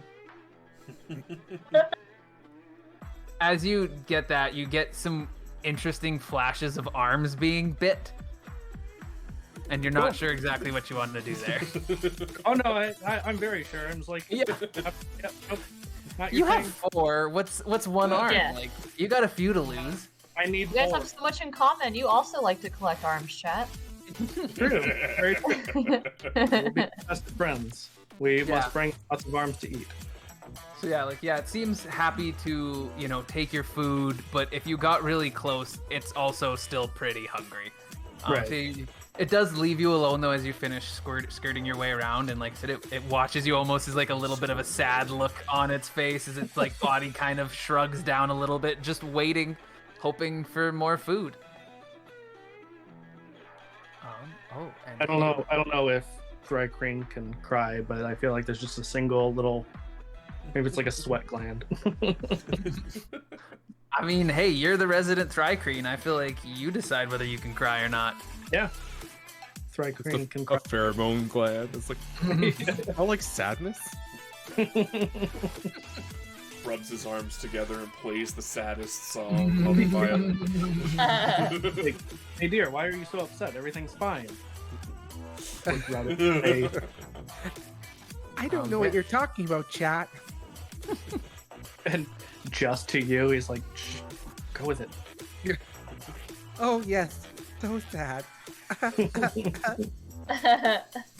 His visualizer just like tears. I'm just going to interrupt for a quick second. Derek, thank you very much for the donation, man.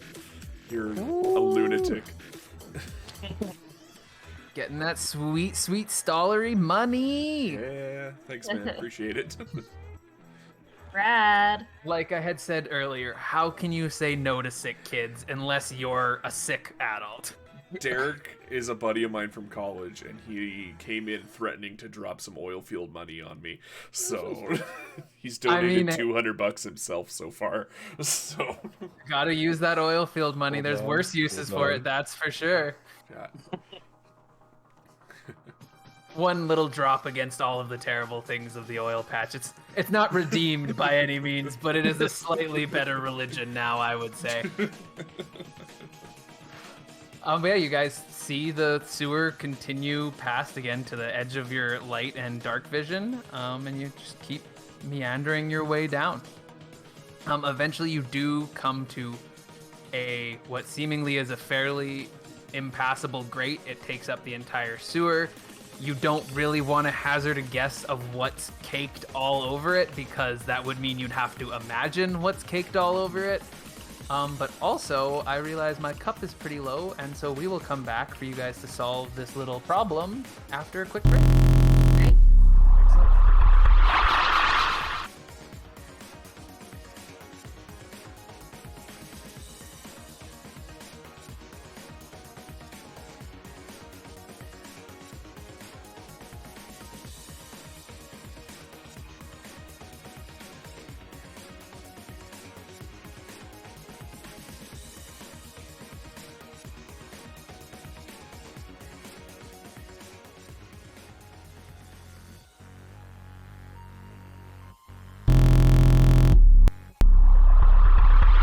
We are back. Hopefully everyone has had enough of a break. Hopefully you guys have had enough of a break from my voice, because here's another hour and a half of it. But yeah, you guys made your way past the Odiug, no issue. It seemed a little bit sad that there wasn't more food, but it's happily waiting for, well, slightly depressedly waiting for more food, I guess. And yeah, you guys had walked up into a grate that is too, like, none of you would be able to squeeze through it. It is clearly a grate that is meant to, keep things out. They want to, keep their systems flowing and trying to keep, whatever out that they possibly can.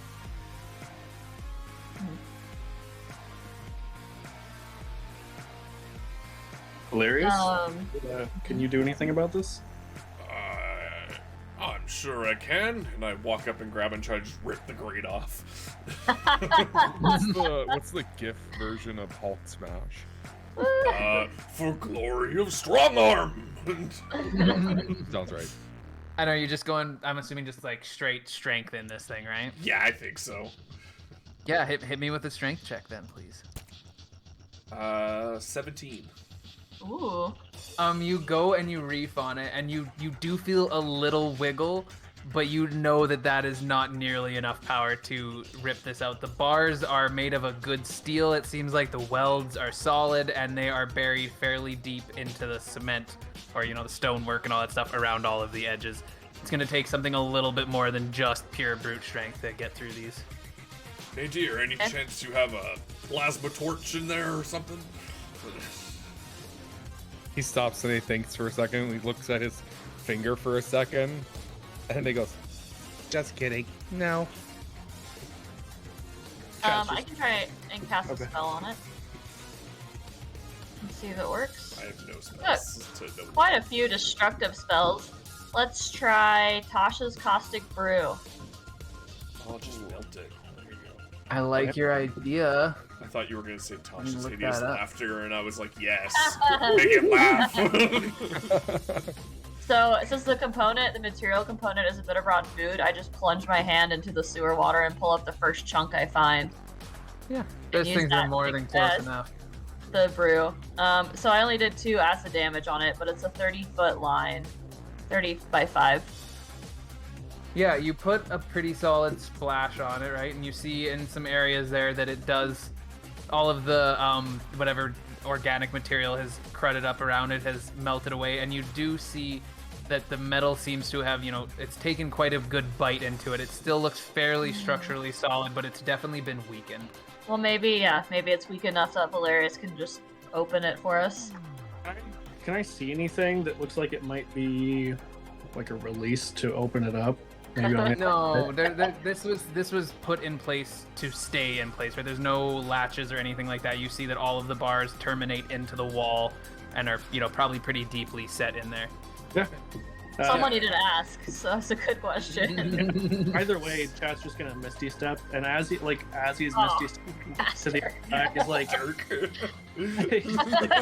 Valerius, I saw that you moved it. That was okay.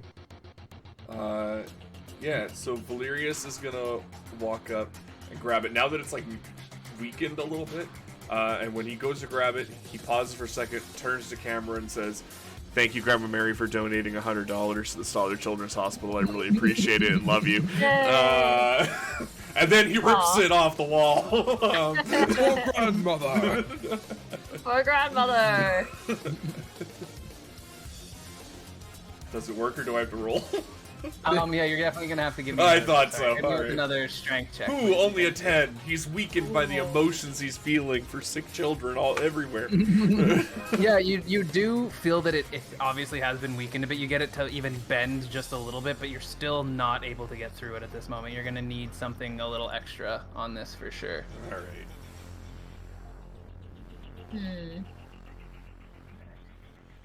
right. I do also have a spell to teleport on the other side, but I think that would be a jerk move, so I'm not gonna. Cat, why don't you try and open it from that side? Yeah, maybe it's. I'm trying to yank it off, and it's actually a push. Do you want to? Like... I have a second level spell scroll. What are the odds that it's something destructive? I don't think I ever actually figured out what it was. I don't remember. Oh, I can't remember. I'm sure I just asked you to like roll or something. Yeah, because I used mine already, but like Jaden had told me what it was whenever I got it, so. Okay, well I will just pick a Roll. random spell. Let me just pull up the spell list. Spells.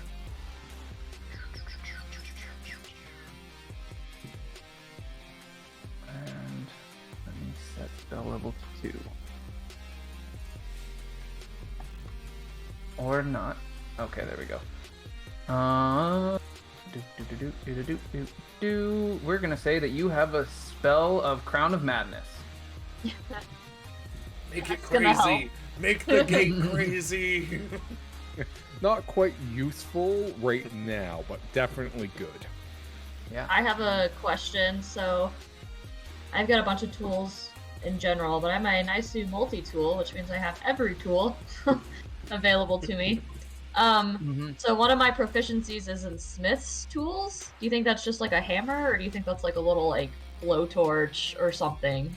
I don't think it would go to the point of blowtorch, but I think you'd have some chisels, maybe even a hacksaw or something like that. Okay, And you could that's probably start enough. making your way in through. Like it'll take you quite a long time, and you probably won't be able to like cut all of the bars away to like drop a hole in before the blade is pretty dull. But like you could really weaken it at this point. That if you all threw some mass behind it, I think it would give way for sure. Okay, definitely do that. Could Yeah. I? So you. Yeah, what do you want to do? I feel No? like so like Yeah. she starts cutting it and like weakening away. Could I like just divine smite punch this gate? And just Yeah. Like, are you waiting until after she's done some cutting or before she's done some cutting? I feel like Valerius is impatient and angry now because it's not breaking. Yeah. I don't see any reason why you couldn't add a little extra godly power behind it for sure. Jesus Christ, Derek, what the hell, man? Thank you for the huge donation. What the? Wow. Okay. Thanks, man. Gotta spend that Jesus. bonus on something. Jesus. Hell Okay. yeah! Yeah. At least it's going to children. It is, but just Don't Wow. bankrupt yourself saving children. yeah. Wow. Okay. Sorry. Yeah, I'm gonna punch it. I rolled a 12. I assume I hit it because it's not moving. Yeah, absolutely. It's Okay. more than easy enough to hit. I'll spend a divine smite for 2 extra d8. So 5 plus 4, so a whopping 9. Yeah, so between everything you do, like you manage to, you don't again blow it all the way open, but you start, and you break away, throwing maybe 1 or 2 quick punches at it. You cut away a big enough section that after what you've done, Kiyaki is more than capable enough to finish it off by all means and, break down those last few sections of bars. And you guys now have, you'll have to squeeze through it, but a hole that will, let you guys through for sure. I know we've spent a lot of time on this hole, but I imagine Theater of the Mind style, like, I blasted it with the Tasha's Caustic Brew, so it was all jagged, and then Valerius, like, punched it, and then Kiyaki spent the time to make it, like, a perfect square. Yeah. So it's, like, Finished it off. nicely squared off.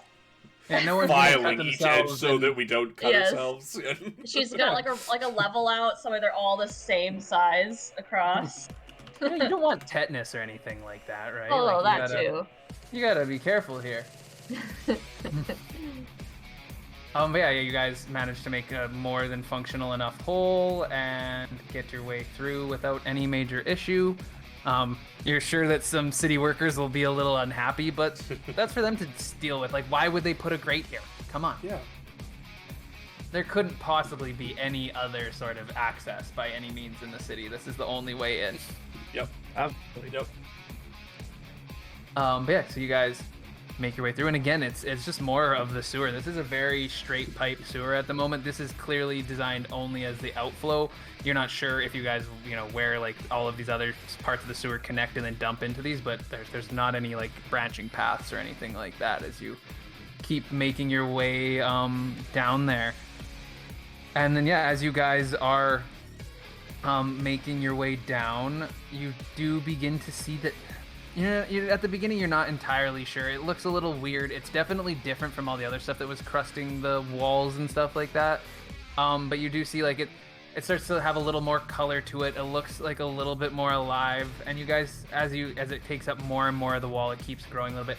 it does look like reminiscently like kind of like brain tissue, not like it's actually like a bunch of brains mashed up on the wall or something like that. It just has, kind of the folds and the ridges and the, valleys and peaks of a brain, kind of, alien style as their walls start getting covered in the mucus or whatever. And after, only a couple of more, maybe 50 feet further, all of the walls down onto the floor are encrusted in this substance. The only places where there isn't is where the sewage is flowing directly over it, making it impossible for anything to actually be like laid down there.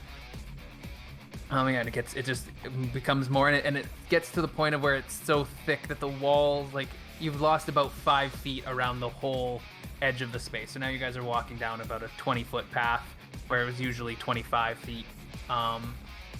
And you do see again another big opening space, and you do see kind of in the space of the floor where there was a chain, but it's been broken, and there's nothing in the space that you can see from where you guys are with your 40 feet of distance. But you do see quite a large expanse at that point, and you do see. Oh, you wouldn't. I don't even know if chat would see. How far do you guys want to move into the room, or do you just want to stay at the edge at this point? Yeah, not very far yet. I would like to be at least at the edge of the bright light. That way I could see further with my 60 feet of dark vision. Okay, so that would put you into the room potentially, unless everyone's staying a little bit further back. Yeah, I don't want to be in the room yet. I feel like I would creep forward a little bit with chat. Okay, so yeah, you guys would kind of be at the edge of Nadir's light there, which would be... Companions, hold for a moment. I can throw something into the room, see if there's a response before you venture further. Well, since I can see in there a little bit with my dark vision, I just want to see what I can see with my bright green eyes. So yeah, as you get in there, you are able to see that, you see a fairly large room. It appears, you get a rough idea of it's about 85 feet wide, give or take. And you do have just enough vision to see at the end where you'd see the walls again starting to close in to lead to another sewer tunnel, that sewer tunnel is covered in the same, sealed up in a sense with the same tissue material. And you do see it kind of bulging, whereas the rest of the walls, it's fairly flat against it. You see it bulging and some of the sewer poking through, and that's where the flow of the sewer seems to be reduced, right? It doesn't take a genius to see that it's holding back a metric shit ton of shit, for lack of a better term. But other than that, it seems fairly empty in the space. There's just, the stuff that's all around the walls and stuff like that. So telepathically to the party, chat's just we seem to be in some sort of trap. It's a dead end. I don't believe in dead ends. Get ready to punch something. And as you guys say that, you do see just these three glowing lights come flying at you, and one hits Valerius and two hit Chat. Let me just make a quick roll here.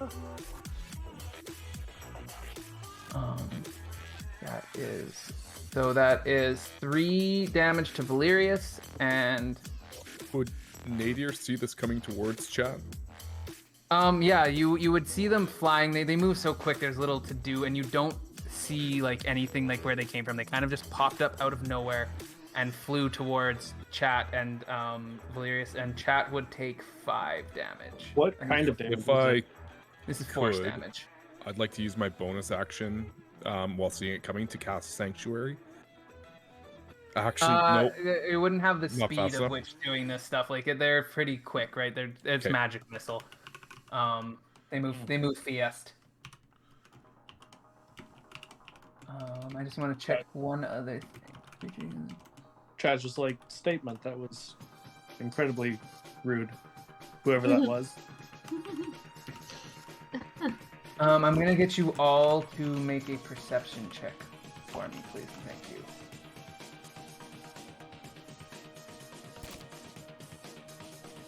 15 for Chat. 17. Derek, stop. We need to eat. 17 as well. 20.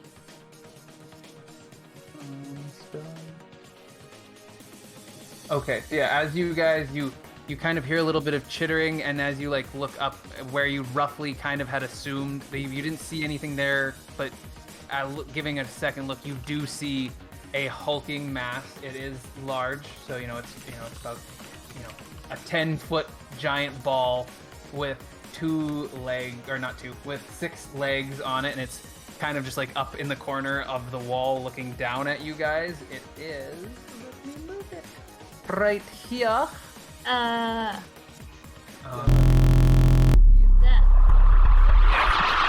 Yeah. I'll go because I would like to just read that instead of having to explain it.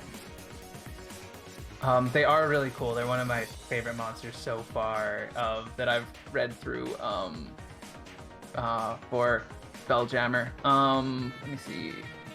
Oh God, of course they don't really give a good explanation. But yeah, so they're almost spider-like in a sense of that they're missing a few legs, but they're more or less if you just had the back end of a spider, just a big ball with a gnarly looking mouth. They've got 4 big bulbous red eyes, as well as some weird little tentacles that kind of pop up in between. They seem to just be kind of like, sensing organs in a sense. And then on its back, you see these nasty growths. I'm gonna get you all to make another quick perception check for me. I got a nat 20 on the first one, by the way. 9. 21. That was some bullshit. I rolled a 3, so it's an 8 total, but it was almost a 19. I got a not natural 20.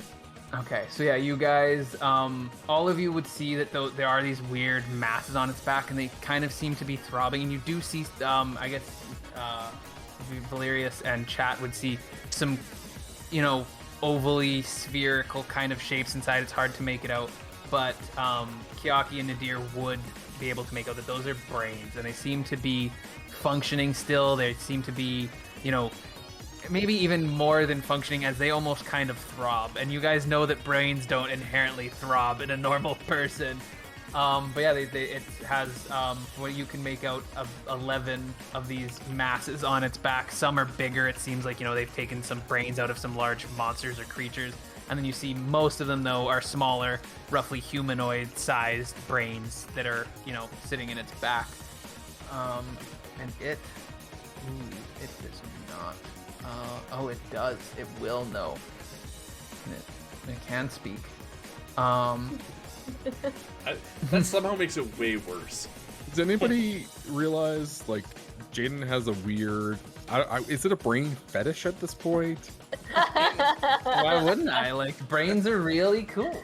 I mean, brains are the sexiest organs. So Everybody knows. This is the mini. I don't know if you can see this really well. That he Not made really well. for. Yeah, he made it for one of our episodes. And it is a brain golem. So this exists beyond this Spelljammer. I guess I guess there's brains- a hell of a brain, so I get it. I think brains kind of look like butts, so maybe that's why they're sexy. Absolutely, brains do look a little bit like butts. They're the point. That's what it is. You go. sure? They're really just. Oh yeah, brain with a cute butt going on the list. I like brains are the sexiest organs, and then it's just it looks like a butt.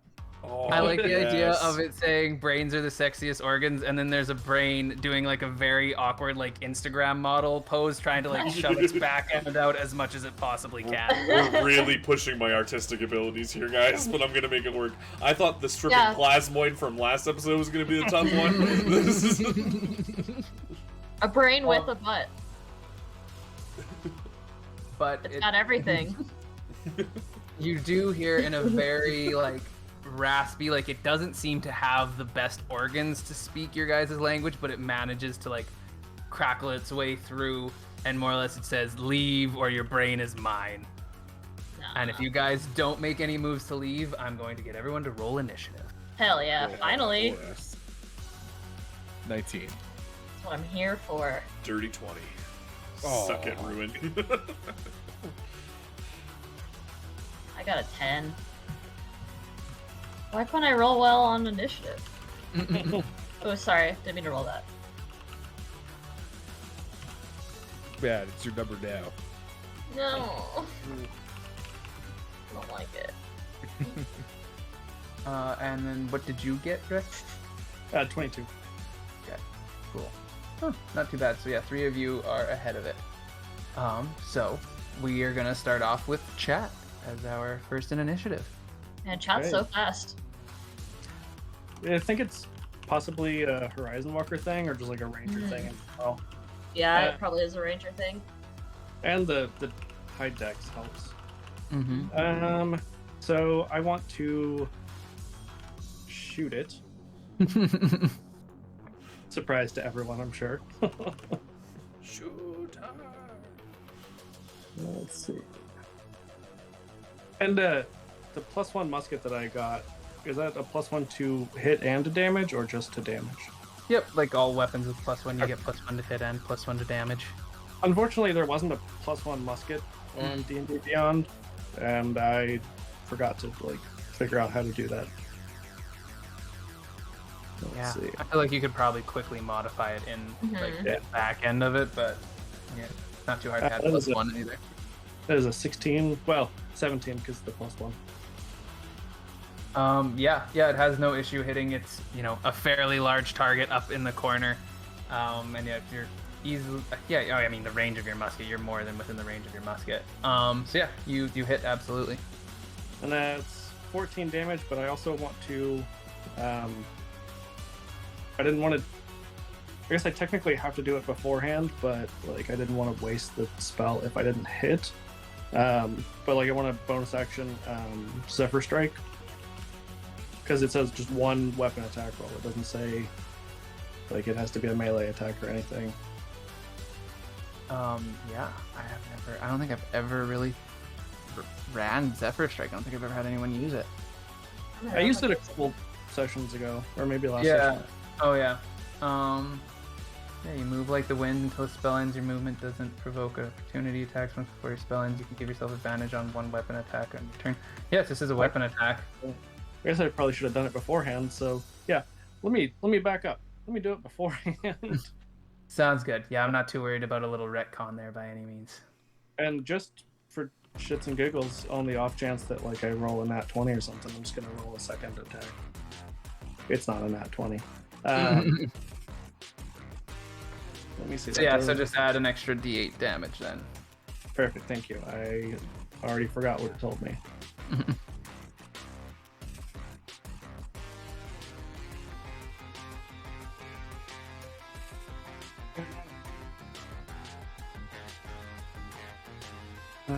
Trying to get it to work. There we go.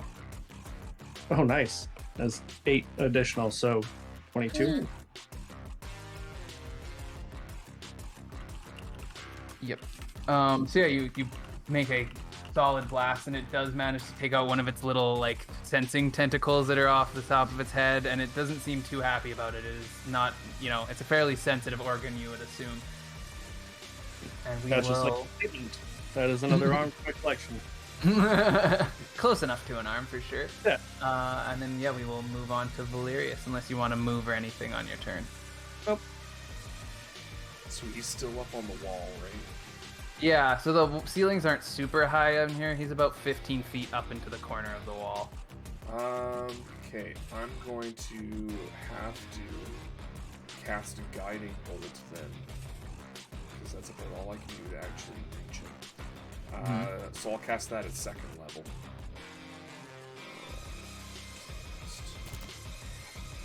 26 to hit. Yeah, absolutely hits. Okay. And that's going to do 22 damage. Ooh, you guys are hitting Nice. hard. Knight of the 22s. Heck yeah. Yeah, you managed to blow out a big chunk. You got a little close to one of the brains, but they all seem to be seemingly intact. Anything else you want to move closer? Anything? Not particularly, no. For it to take my brain. Okay. And then it's Nadir's turn.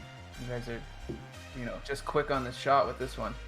Yeah, so Nadir is gonna get up closer and he is going to cast Bless on his 3 companions here, so they get a D4 to every attack or saving roll. And that's my turn. Okay, just want to quickly check up one spell. Bonus action is good. So this guy is going to, you guys see where he is, and then he very suddenly, 15 down, 15 forward. Yeah, so he blinks down onto the floor. You guys seemingly, I don't know how easy it is to identify briefly surrounded by a silvery mist. You guys would know that he quickly misty stepped, likely how he's been getting past that grate himself. And then he is going to close the last of the distance. 5, 10, 15, 20, 25, 30, 35, 40. And he's going to put himself right in front of those 2. Let me see what attacks he go to. Chat's just like statement. I see what you mean, Valerius. That is very rude. See, this is what I'm saying. So it is going to make multi-attack. It's going to throw 1 bite at Chat and 2 claw attacks at Valerius. Thanks. So first one on its bite. Ooh, it is not going to get its bite. That's a 9. And then it's going to make its 2 claw attacks. Oh man, its claw attacks are not that strong. On Valerius, first one's a 6, no hit. Nope. And the second one's a 23. I don't know where your armor's at. That'll hit. It's a 17. Okay. It hits you for 6 damage. Okay.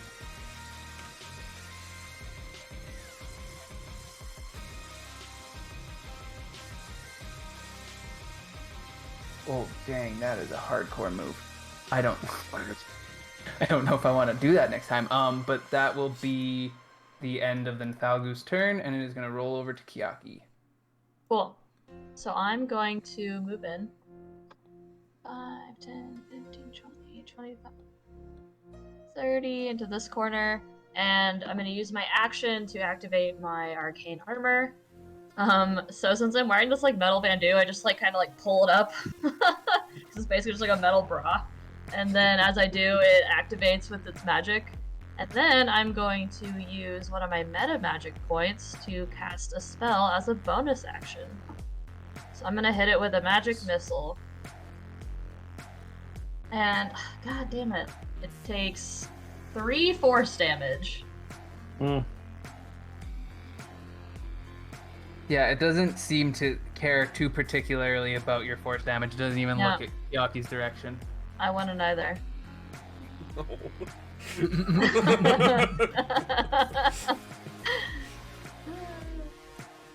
Anything else? Because you used your bonus action and your movement, so you think you still have a normal action, correct? My action was to activate my armor. Oh, okay. Sounds good. Mm-hmm.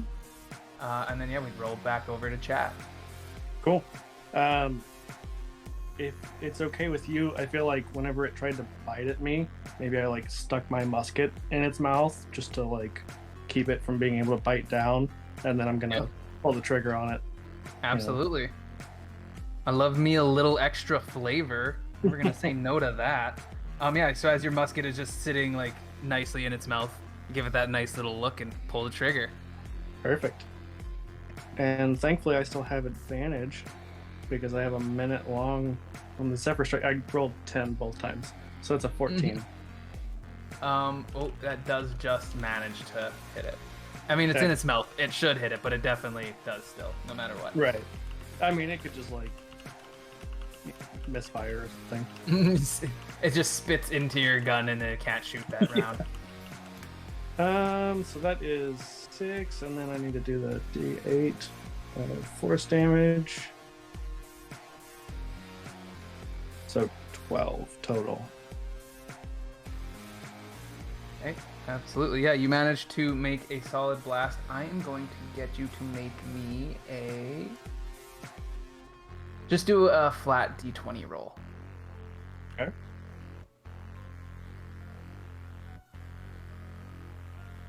That is a 14. So yeah, as you shoot into its mouth, you see the exit wound explode, and you do see like one of its sacs that had a brain in it now look like deflated in a sense. Well, I'm sure it's fine. It did And seem it was one of the larger ones, so it's probably not the Underbaron's brain, but you're not also sure what the Underbaron is, so... Right. And then, like, I would imagine that as I pull the trigger with this gun in its mouth, it's gonna, back off and not still have it in its mouth. Oh, yeah. But between the recoil and it panicking after it, it's gotten a little bit of, it hasn't moved away from you per se, but it's no longer, biting a gun. Yeah, just, like, pulls its head back. And then I'm gonna, because of the Zephyr Strike, I'm gonna, without taking a opportunity attack, move around behind it. Does Zephyr Strike get to go that far? Yeah, like, I don't Oh, yeah, it says it doesn't provoke opportunity attacks. It's the Yeah. first thing it says. Yeah, absolutely. You're more than fine to move however you want. Yeah, I'm just gonna get, like, directly behind it. Hey, Sounds good. just to throw out there, we were supposed to recover the brain, correct? Yes, you guys are here to So if collect we're brains. destroying them, perhaps we're doing the wrong thing. Yeah, maybe. I don't know. It was just one brain. yeah, It's- sorry, that's there's not to- 11 brains It's in definitely there. not to the DM. That's to the party there. I don't know. I mean, maybe killing it releases the brains. I don't know anything. Well, Like, me and Kiyaki don't know anything deflated- about this thing. So, deflated a brain. So I mean, doesn't like you know what? But- Nadir would yell out. He would see this happen, and he would yell out, Guys, we have to harvest the brain. Don't destroy them. Yeah, it clearly though is not gonna give up these brains of its own volition. So, yeah, how do we Uh, harvest the brains? how far back did you want to be behind it, chat? basically like where I put myself there. Just, Okay, like, like just right behind it. Yeah. Oh, I think you take disadvantage shooting at that range, don't you? Oh, I didn't even think about that. Yeah, because it's a ranged weapon. I think all ranged weapons take disadvantage. I had at it- 5 foot mark. And I rolled the Yeah. same thing time, so it balanced out. Yeah, you'll have flat rolls on your shots for right now when you're staying close to them. But when it comes around to you again, that will have been a minute, right? 10 rounds is a minute. Yeah, because there's 6 seconds per round. So Well, you So, like, each round is us going through everything. Like, every time that we all go one time, that's like one round. Mm-hmm. is it? Yeah, Well, because it's like less turn than a and minute. round. Yeah. because like they all happen basically. turn is one player, round is every player, and NPC. I don't like the language. Well, then Yeah, it's it's just very like more when would you? different to me. When would your abilities ever run out? Never. You got never. like 10 rounds. When does a fight go 10 rounds long Yeah. for a minute? Like, Yeah, When you're big higher fights. level, I What would think. that actually take? That would take like over an hour of just straight combat to do 10 rounds. Yeah, potentially, yeah. But also, that does Yeah, I've make your done it. big boss conflicts seem like way more anticlimactic when it's all over in under a minute. Like, Yeah. it's like a big deal for us, but like in real world, it's like, oh, they just walked in and wrecked that guy. Like, Yeah. I mean, when we are throwing fireballs around, I feel like it should, go fairly quickly in some scheme. But yeah, like, here's this world-ending beast, and we beat it in 50 seconds. yeah, exactly. but at the same time, like with big bads, they monologue and do all that crap. So I'm sure that there are times where like everybody's just Yeah. kind of yelling at each other. And It's a sliding Oh, time that's scale. right. like there the you go, Marvel Jaden. In the universe. middle of the battle, monologue and say, "Oh, pick up 10 minutes." Here we go. Let me kill some stuff.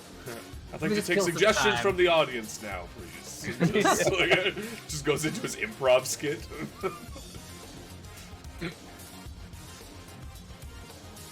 But yeah, so that's the end of chat's turn. It would be Valerius again.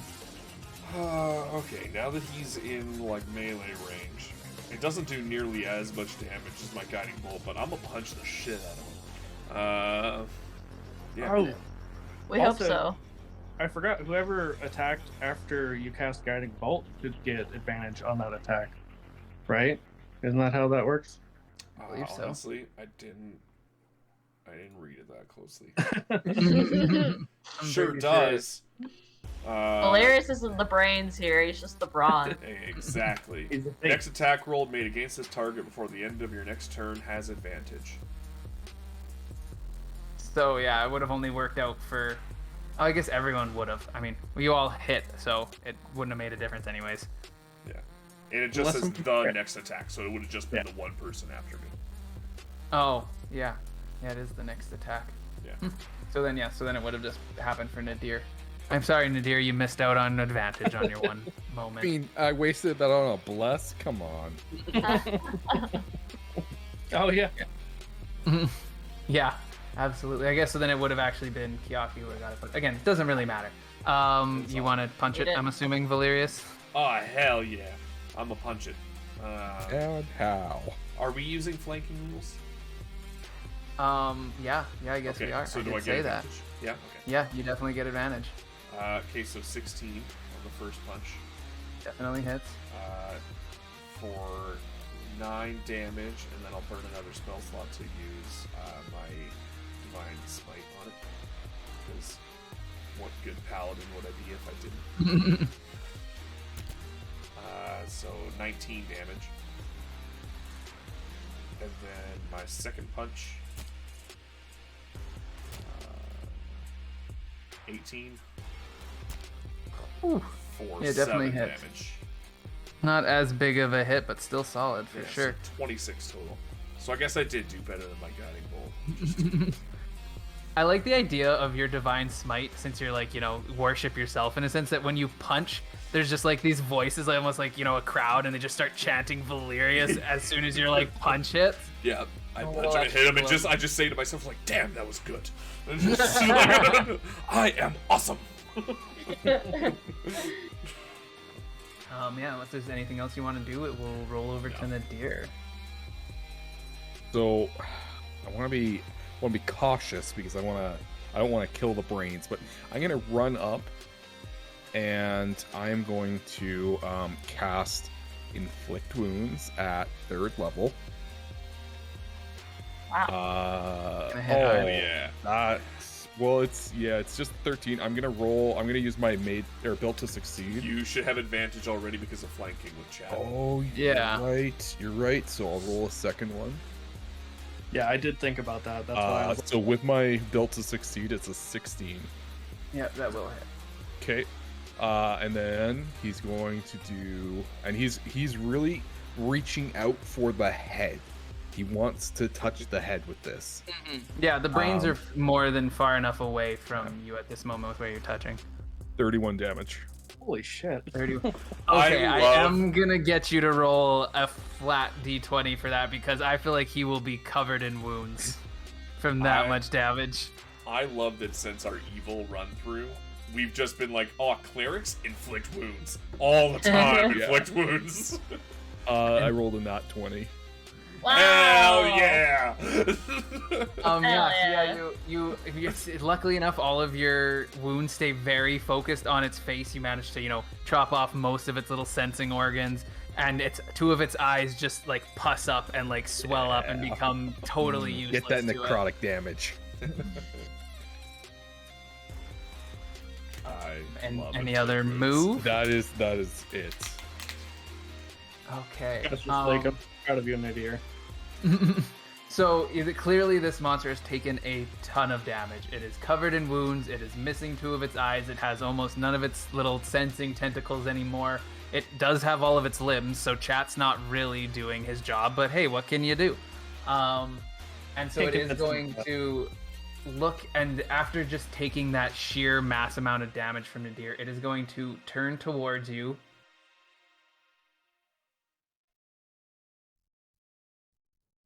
Suspense. Okay. Have to be okay. What do I want to do? Okay, so and it goes and it's going to not grapple you per se, but it's going to use its front two pincers to, or I guess its middle two pincers to kind of like pin you into a space, and then its other two pincers are going to start moving towards the top of your skull, and it is making a normal attack. What is that? That is a 19 to hit. Okay, I have a 17. if it's a 19, does it still hit, or is that because yeah, meets it, beats it? Yeah. Okay, then he's just gonna take the. Yeah, he's gonna take the hit. Okay. Ow. So yeah, it reaches out to you and starts like trying to like pierce into your like it's like attempting to remove a brain per se, but I don't believe Nadir in itself has a brain. So it goes and it does hit you for 32 damage, and it does like make a bunch of claws and deep digs into the top of your skull, but it doesn't manage to actually extract anything. So Okay. with my fighting The only other style- option I have, sorry, Cade. What's your AC, Cade? 17. Okay, never mind. We're good then. I was gonna So- maybe switch it on to you if you had a better AC, so we're good. Yeah, no. So with my fighting style of interception, because he's right beside me, I can reach in and I can reduce some of the damage by 1d10 plus 3. So that's 11 damage that you're not taking from that 33. I'm imagining Valerius is literally just like sticking his arm out Yeah, to absorb no! some of the damage. Yeah. Just like hitting his forearm instead. Mhm. Yeah. Yeah, and that's my reaction, so I still have my other stuff later. Badass. Yeah. And yeah, that is the end of its turn. And so it rolls over to Kiaki. Okay. So I'm gonna yell at it, and I point my now totally armored body, but my armored fist, and this like gem-like node appears out of my fist, and I yell at it, "Suck on this!" And I finally get to use my artificer armor power, and I cast lightning launcher at it. Dang. So that's a 20 to hit, Definitely hits. and 7 damage. Lightning damage. And then I'm gonna do it again, because I have extra attack. Nice. 17 to hit. Yep, still hits. Dope. And then 10 lightning damage. So I'm just like, So yeah, I'm also I'm gonna get you to roll a flat 20 because lightning is a little sporadic in where it chooses to strike. They Sure. both bolts definitely take big blasts out of it. It's just to see whether you manage to hit a brain or not. Does she get her bless on this? I don't see why not. okay. Is that a 4? Yeah, D4. Yeah. So I got an 11 plus 1. So 12. Well, Man, um, I gotta say that all of my d4s have rolled 1s on here, and that's kind of suspicious. so yeah, your It's first fixed. blast makes like a big streak down its side and doesn't manage to hit any of the brains. But the other one does bash through, and it does take out one of the smaller looking brains. Again, the sack kind of deflating, and you don't see any movement through it anymore.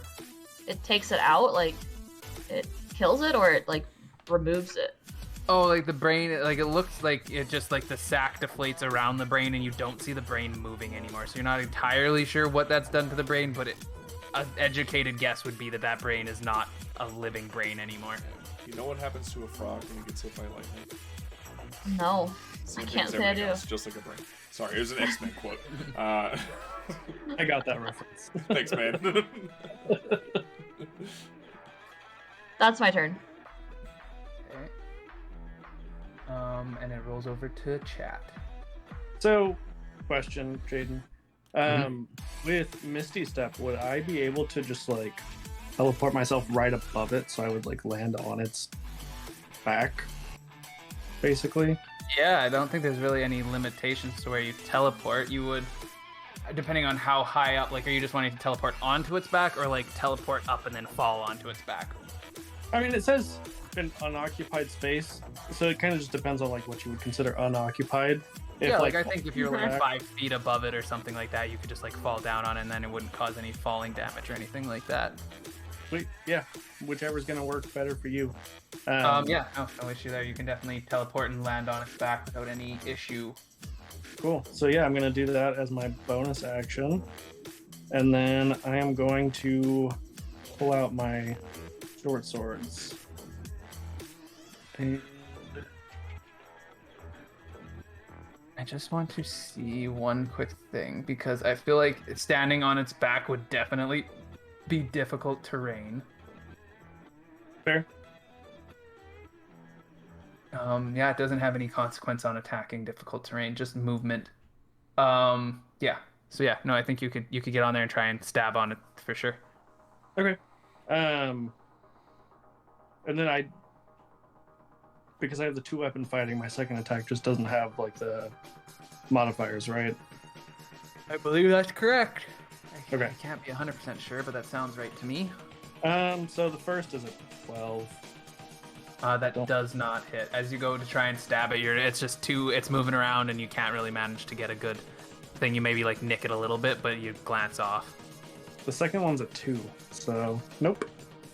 Yeah, as you go for your second one, you almost even stab yourself. It's just writhing around and moving, and then even like you're kind of standing on one of the brain sacs, which is pulsing. So yeah, they just can't get any sort of good footing at this point. Was the porch judge place? your plus to those. I mean, Oh, the I second did- one obviously doesn't matter, but I didn't. That's a good point. The first one was a 12, so you would be in range with a bless, depending on what you get for that D4. We can That was a retcon 4. that for sure. Yeah, so your first one would hit. So we'll just say that, yeah, you go for your first 2, and they miss, and then you pull out a surprise sword with one of your extra arms and stab it with that one. yeah. So roll for damage. It's 8 damage. You know what? Even cooler, no, you don't pull out a surprise sword. Your last one that you miss, you drop it in your miss, and you catch it with your other little arm, and then you stab it. Ooh, so much cooler. I like that. I like that. And then, sorry, what was the damage again? 8. Yeah, this thing is not like on death's door, but you guys have cut the hell out of it. It's leaking what you're assuming is its blood. It is like a pale skin, and you see like white veins or us moving through it, and so it is this extra thick like white ichor that is pouring out of it, but you're assuming it's blood, and that's still a lot lost even for something of this size. So I think Good. chat would be like to the rest of the party telepathically, maybe we should take this thing alive. Like if we're trying to take this brain back, if the brain's alive still, I mean, how does Isn't one that kind of what transport a Nadir was brain? saying? Yeah. yeah. But if we have to take the whole value, I don't know how one safely transports a brain otherwise. Yeah. I would feel like you guys would all have enough knowledge that like the guy getting his brain removed is dead. Like you guys aren't collecting this brain to bring him back to life. You're collecting this brain so that no one else can get its secrets out of it. Gotcha. Okay. So if it dies or gets squished, no big deal. Right. I think so. That's what I was That's wondering. what I just heard. I mean, that's for you guys to interpret by all means, for sure. That answer says you heard wrong, Kate. No, like I said, like no one's expecting you to be, finding a way to keep these brains alive. As you see, like as soon as they've been hit and the sack deflates, like they're dead. Like it's keeping the brains alive, and I don't think like you guys particularly have the technology to, extract and then like put it in a vial and keep that brain alive. And what reason would you have for keeping that brain alive again? It doesn't have a body to go into. Yeah. We have a Good pretty point. awesome artificer, but I feel like that's some like level 20 artificer bullshit. Like, That's some Frankenstein shit for Yeah. sure. That wasn't done by, bachelors. That was done by a PhD candidate. Gotcha. For sure. I have spare the dying. It might keep the just brain alive. continually cast on a brain. It's I like this idea of Nadir just like cuddling this little brain like it's a cat. Each time it gets a little too gray and not moving enough, he puts spare the dying on it. It's a cantrip. It makes me think of Cthulhu with the little like brains in the jar. Yeah. But if that is everything chat wants to do, are you staying on its back, or are you going to use your movement to jump off after you've done your Oh attacks? no, I'm staying on its back. Okay. And then, Valerius, it would be your turn. I'ma punch it. Get it. Boom. Oh, good thing we have advantage. 15. You wouldn't have advantage anymore with chat being on top of it. I don't think it Oh, would right. I forgot qualify that as he moved up. flank. Okay. Yeah, then I so missed like on you the have first to one. be somewhat surrounding it. Although I mean, on top of it, you wouldn't have. I think you guys should still have advantage. It's still. It's up to you. I think I'm good either surrounded way. enough. No, I think you should. It's busy. It's got something on its back. I think it's just as distracted as if it had something behind it. Okay. I think you just need to kind of be spaced out around a thing. Like, you can't be side by side each other to, get it in that sense. But I think it's got enough of a distraction. Okay, so then a 15 on that one. That would hit. Okay, that is 8 damage, and I will spend a first level spell slot for just 1d8 because I'm out of second levels. For my Divine Smite, so 16 damage on that punch. And then my second punch. Okay, yes, 16 on that one. That's better. That also hit. And then a 4 damage on that one. So you manage to its eye is like right in front of you, and you just punch once and take the eye out, and then punch your other one right into that empty socket and get deeper. It's not, obviously its anatomy isn't like a human. You didn't like puncture into a skull or something like that. You just punctured into this more tissue, and you pull your hand out, and it is covered in that white thick ichor that it has been bleeding out. Yeah, it is now pretty close to death's door. You guys can see it is, slumped. It is covered in wounds. There is almost more white stuff on it than in it, and that sounds really gross, but I'm sticking with that sentence. That's how you know you're almost done. Mm-hmm. There's a quote. Got suddenly very uncomfortable. Sorry. As we roll over to Nadir's turn, unless Valerius wants to do any movement or anything like that. Good. I'm gonna very quickly use a bonus action to use Healing Word on myself, and so I get an extra 9 HP back, which is until Cade took some of that damage, I was down to 1 health. So, and then I'm just gonna go with that Inflict Wounds again and reach out for his face hole, or what's left of it. Wow, 21. Yeah, that definitely hits. Okay, and 31 damage. Jesus. So yeah, as you reach out and grab it again, you just shred it, covering it in wounds. I'm gonna get you to pull another flat 20 for me to see the brains. That would be 21. Because I have my I'm gonna use my last built for success. Okay, sounds good. Yeah, Nadir, clearly very skilled with his inflict wounds. Again, keeps it tight into that space. Pops its last eye. Its tongue kind of starts like swelling and like almost like taking up almost all of its mouth. I don't know why this thing has a tongue. It makes almost no sense, but it was able to talk, so I guess it would need something like that. And one of its legs just like shrivels up and is like now just kind of like hanging and like getting drugged behind it. And it looks like it's about to go for like one last big claw attack at you. And just as it's about to come down onto Nadir's face, the whole creature just collapses over onto its side. You hear a couple last wheezes and it stops, and you kind of can hear the thumps of the brains slow down as they just stop, and everything is quiet and still in the area. Nice. Nadir, or sorry, not Nadir, chat. I don't think that one will make you a very good pet.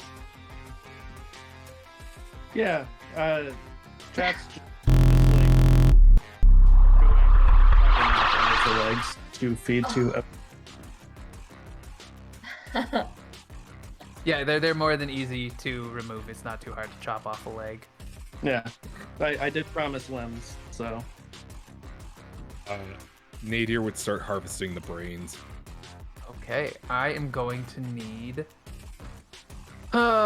let's go with a medicine check first to see what you can make out of the brains and get an idea of what you're working with. Oh, gross. I have the 10 with my +7 medicine. So yeah, you look over the brains, and it's hard to distinguish what you would be looking for. Again, you guys aren't really certain of what this would be, but you're able to knock out some very easy ones. Some of them are so large, it's like there's just nothing that this would fit into. Like, these things are from, like, elephant-sized creatures, and you don't imagine that that's one of the underbears. And so you do manage to narrow it down to that there are 6 brains that are reasonably within the size of what you would assume of what you're looking for. And then if you want to start hacking away at those 6 brains, I'm going to need another medicine check first, and then followed by a dexterity check. Is there any way somebody could help me with the... I mean, I'm fine with dexterity. I'm just wondering if there's any way that we could get some sort of advantage. Not a literal advantage, but like I some can give aid. you the help, like the help action, but like my medicine itself is not very good, so that'd be the best. Yeah, I can no. do. I think It just means Kiaki you would get be able advantage, to. though. Yeah, like I feel like Kiaki would have more than enough knowledge to kind of like give you some pointers and stuff like that. And like as you're working, she'd be like, "Oh, be careful, you're gonna hit an artery," or kind of things like that. And so you could gain advantage on your medicine check for sure, with some a little assistance. First is an 11. 17 with the advantage. Oh, Yeah, that's your hands are more than steady enough. Or your knowledge of where to be cutting is solid enough. And then just hit me with the dex check to see if you're, skilled enough to avoid. 11. That's an acrobatics check, not a dex check. Oh, sorry. Oh, good catch there. So you could. Yeah, That's me better giving reroll you the a whole way thing. to get a reroll. Yeah. It's worse. Jesus. So Nadir is not, maybe the most skilled surgeon at this point. A little more practice. You do manage to pull out all of the brain masses, but at this point, they might as well all be carried in a bucket. Would mending work on them? Can I mend them? They work on me. I don't know. I feel like there's a whole funny video that I've seen. Someone is like, "Does mending work on corpses?" Or no, there's like, "Does mending?" I can't remember what they were saying. There's mending work on one thing, and they're like, "No." He's like, "Okay, well, I'll wait till he dies because a corpse is an object, right?" And he's like, "Yeah, okay." So now I use mending to attach his arms, and then I use revivify. I also have Revivify. That's not a bad idea though. The magic item or construct. So no, it wouldn't be able to fix those. Let's see what revivify could do for you. Now you just have a very alive Return to masses life with of 1 brains. hit point. Yeah, I don't feel like that would reconstitute the brains. I think you would then have this weird puddle of brains with a weird kind of sentience for a second as it yells, "Kill me!" and then dies again. Not sure how the brain talked, but it did. Alright, well, my work here is done, folks. Yeah, I feel like chat's gonna try and take out the other brains, just like extra snacks for Odie. Yeah, whatever you can. Yeah, if you're not trying to be too discriminate about it, yeah, you can easily tear them out. And, they're not, again, they're just mush at a certain point, but they're edible for an Odiug, probably. Yeah. Nadir's just like, Maybe we can tell them we found them like this. I mean, also in your guys' defense, like there wasn't anything super specific to any of these brains. It wasn't like, here's the golden brain that belongs to the Underbaron or something. Yeah. So Right. who knows? Maybe he had a tattoo on his brain for some weird circumstance, but you didn't see it. But yeah, so yeah, you guys have your bucket of brains and some legs and extra brains to feed to your Odiug. Is there anything else you want to do in this space? Oh, I feel like chat would probably want to try and blow a hole. I'm assuming like with his musket, most likely, where it was blocked up. Ugh. Yeah, that's real gross. So yeah, you want to try and puncture the bulging wall. Yeah, I mean, it's all stopped up. Yeah, you definitely can. There definitely wouldn't be an issue. So you just want to shoot like a little hole in it with your musket, or what? Yeah, and then maybe just be like, Valerius, will you punch it a little bit after I shoot a hole in it? Yeah, it seems like there's quite a bit of mass there. I feel like chat would be able to understand that one little bullet hole would only add like a small leak to it, most likely. Right. Yeah, that's why like I figured Valerius maybe going and punching like once we kind of get in the initial damage to it. Does Valerius punch the wall? Yes. That's I feel like squishy, it could- squishy it wall. could- My internet is going all wonky. I feel like clearing this blockage could somehow gain us some favor down the road. Yeah, absolutely. Valerius will have to let me know that he wants to punch it, though. I'm not getting anything from Kate at this moment. I'm not sure if it's my internet or if it's him. I think it's my internet. Okay, I'm everything's going punching! well for me, guys. I don't know if you can hear me, but I definitely can't hear you.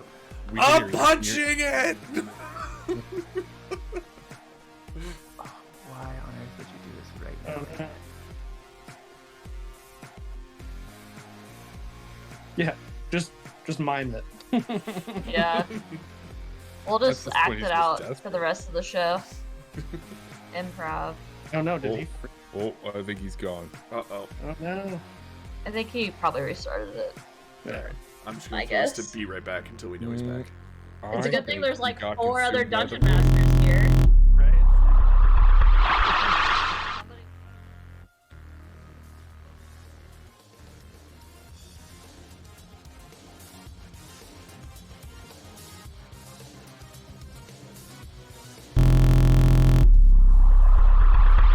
A little bit ahead of everyone at that point. Hey everyone, thanks for the raid. Appreciate it there, Bokter. Hi, Woo! Bugter. Right in time Nice. to witness all of our technical difficulties for a second there. But yeah, let's dive right back into it then. So you wanted to try and shoot through and then see if Valerius would punch through the wall. Is that still the game plan? Yeah, I think so. Punch Okay. through the wall. Oh, thanks for the follow. So yeah, obviously all of this stuff would hit. I just need to know damages from both of you guys. Cool. Yeah. One sec. Let me get back to it. Punching. 8 damage for me. Okay. And for chat, that is something. I just did some weird wonky stuff. 13. Oof. So yeah, you take your shot and you put a nice, like it's a pretty solid hole, and it begins to just start leaking through, a pretty solid spout that, kind of shoots out a couple of feet, almost a little bit of laminar flow there for all those sciencey people. And then yeah, Valerius sees that hole and punches right through it, and right as Valerius punches his way through it, the whole wall rips, and a massive torrent of all of the built-up refuse of the city starts pouring away, and it just grabs you all. I'm going to get you all to make a... Oh, no, there's no checks here. I'm sorry, guys. This is a wall of shit and piss coming your way. You are all getting swept away, and I'm going to get you all to make a dex saving throw to see how well you're able to, like, combat the flow as you guys are getting ripped through this place. 13. This is the 19. last time I had Taco Bell. 22. Yeah, Not coming. combat the flow. That's a 26 for chat. Okay, so you guys managed to, like, not maybe particularly swim, but kind of, like, keep yourselves away from the wall. Valerius does bash around on a handful of the walls and takes 8 damage from, just the various bumps and bruises as you go. And as you guys are getting swept away, you see Odie kind of being, like, swinged back, just hanging on the edge of his chain as this big sweeping, amount of water kind of drags him, but he doesn't come with you guys. And just as you can start to kind of see like a little bit of light at the end of the tunnel, the flow does subside enough and you guys land like just before you would end up falling all of the way out and just down into the Astral Sea. You're just, just at the edge of the Shit. sewer pipe at this point. Wait, so it's putting us into space? No, you stopped just before, like, you guys got swept up in it, but it was enough space and everything for the flow to slow down a little bit, and you're just at the edge of the sewer pipe. But is the sewage itself going out into space? Like, do they just Yeah, eject so, like- so it's just a Joe Dirt, like, that's a space peanut. Pretty much. Yeah, there's a big blast, and you guys were able to slow yourself down enough that before you get pushed out with that blast, the rest of, the flow has subsided. You guys are now, Nadir's ended up to his neck in flowing refuse, and everyone else is like waist height. But yeah, you guys you're just, just in front of the exit at this point. Saved yourself a heck of a hike at least. Yeah. Oh my god. Chat's just like, I made a good choice taking off the rest of my clothes. Oh, actually, I'm going to get Nadir. It will retroact this a little bit. I'm going to get you to roll a strength check to see how well you were able to hold your jar of brains. Oh, this is. Let me see. This is not. Well, 12. I think that would be enough. You were able to you didn't get bounced against any walls or anything like that. I think he bear hugged it. It was, it's holding a jar. It's not that crazy of a thing. So yeah, you make it out. You guys have your brainish, your tissue and stuff like that. And yeah, I'm assuming, gonna make your way back to Crumb's place. Well, what about the other brains for Odie? Oh, I mean, everything got swept away with you, right? I'm sure Odie's eating good now.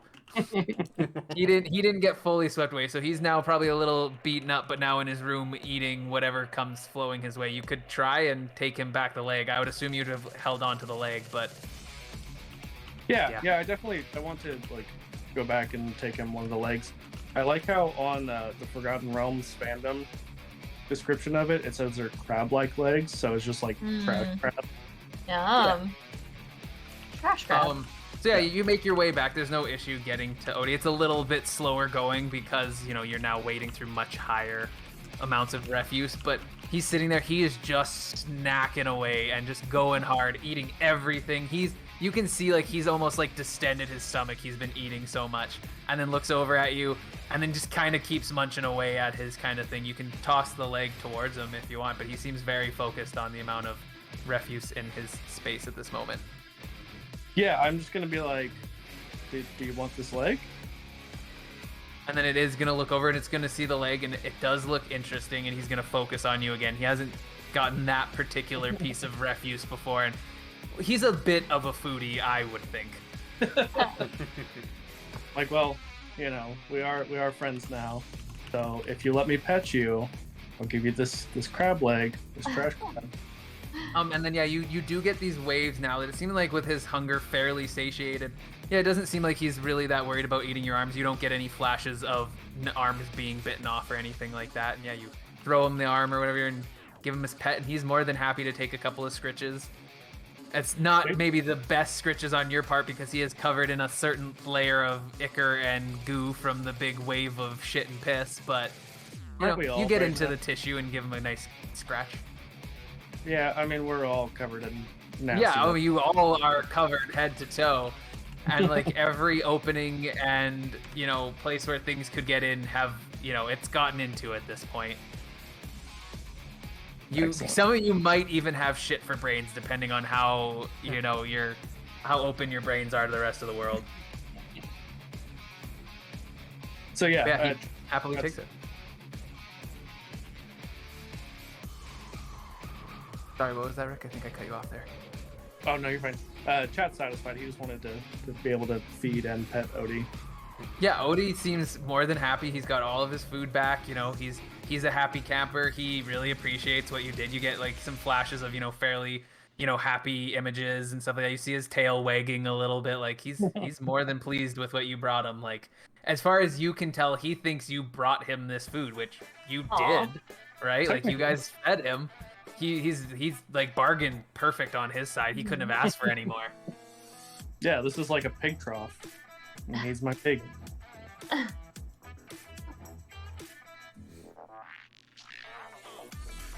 Yeah. Do we make our way out of the sewer? I think so. I think I'm about done here. Nadir is gonna find the nearest garbage cans or whatever, and just dump them out and use create water to create 30 gallons of water to just clean ourselves off as quickly as we can. Nice. So it did take you guys, a little while to find those trash cans. So as you were kind of meandering around the nearest vicinity, you see a lot of people totally turn around, go the opposite way. Some people turn their nose up at you. A whole bunch of people avert their eyes and move as fast as they possibly can. And you guys do manage to rinse off all of the refuse and stuff, but the stench is pretty locked in at this point. Your clothes have like, you know, absorbed some of that smell. You guys aren't now reeking to the point where you have a 30-foot stinking radius around you, but anyone who comes within, you know, speaking distance of you are gonna smell you for sure. Nadier's gonna like take years to get this smell out. Yeah, I mean, they're you know, every time he opens up one of his storage cavities, a big, you know, a mass falls out and just plops, or, you know, opens up another one and like a bunch of water falls out. Well, water. Beer. Yep.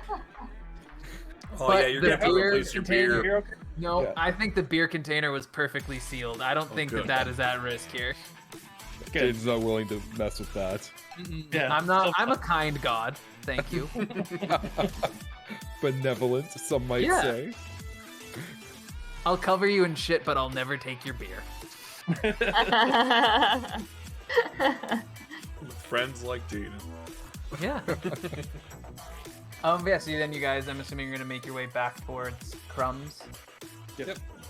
Yeah, and so yeah, as you guys are moving through, people again, when they get too close to you, give you guys a fairly wide berth and stuff like that, but no other major issue. Most people don't seem to be that worried about it. They're gonna keep moving on with their way. And then yeah, you guys get to Crumb's door. It's the exact same thing, little simple building, with just a sign that just says Crumb on it, and you open it up, and as soon as you open it up, you guys hear like some rummaging in the back, and then you hear someone stop and take a big sniff, and then comes and opens up the door and looks and sees you guys. And as soon as you guys are about to step forward, he's like, no, just I'll meet you outside.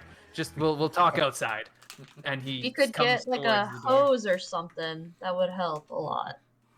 And he goes, I got one in the back, don't worry. And he leads you guys to the back, and there is, you know, it's a much more elaborate wash basin than Nadir was able to provide you, and there is, you know, a little bit of soap and stuff, and he happily gives you guys his soap.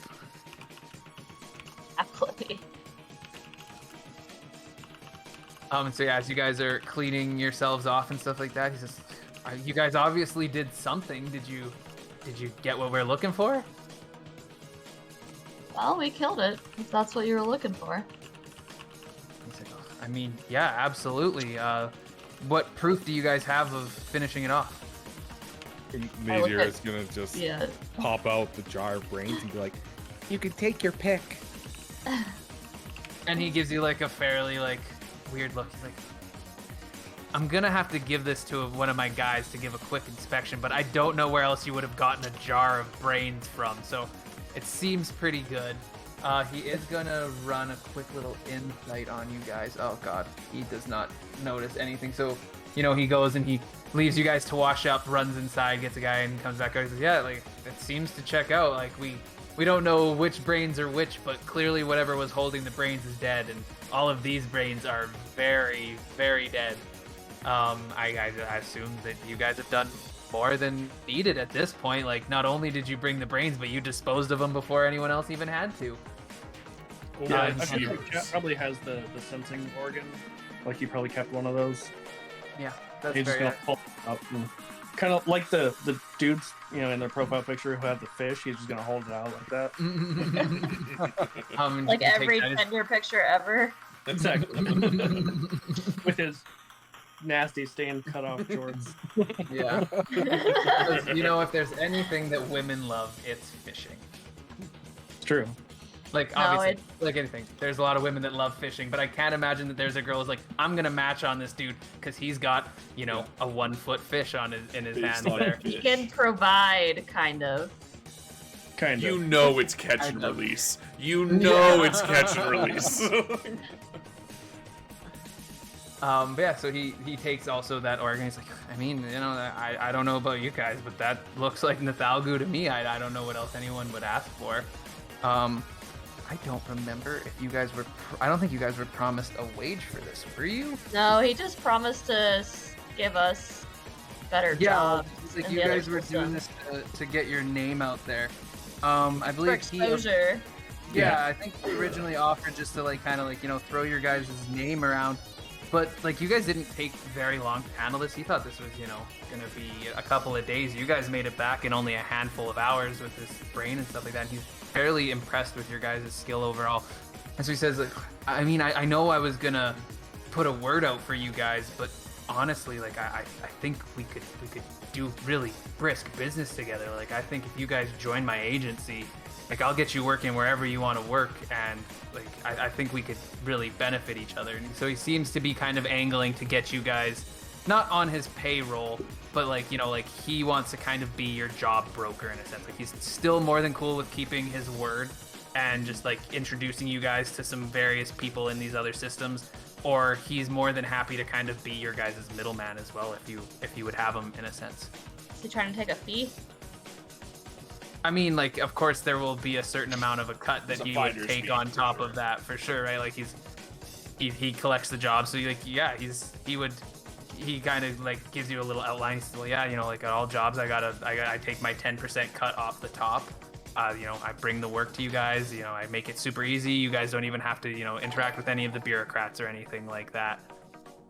But you also get the idea, like he also understands, like he's not trying to like angle it so hard where he's like, no, I need you guys to work for me. He's sincerely asking if you would like to partner with him, but he's also still cool with keeping his word and just giving you guys the intros if you want to get into, you know, one of the other systems. I don't know. I feel like we could save the 10%. We pay him, and then also keep a lot of the freedom of traveling where we want for the jobs that we want to do. How do you guys feel? Yeah, But I mean, he did say that he can get us into other systems that we couldn't normally get into. So I think But he can do that without us working with him. You know, he was gonna do that anyways. Yeah, like he'll throw you guys like an introduction to one system that you wanted to work with. That was his game plan.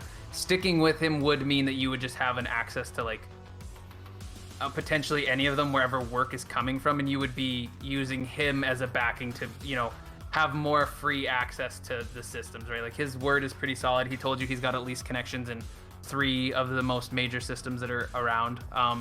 So like you would have access to more systems if you worked with him.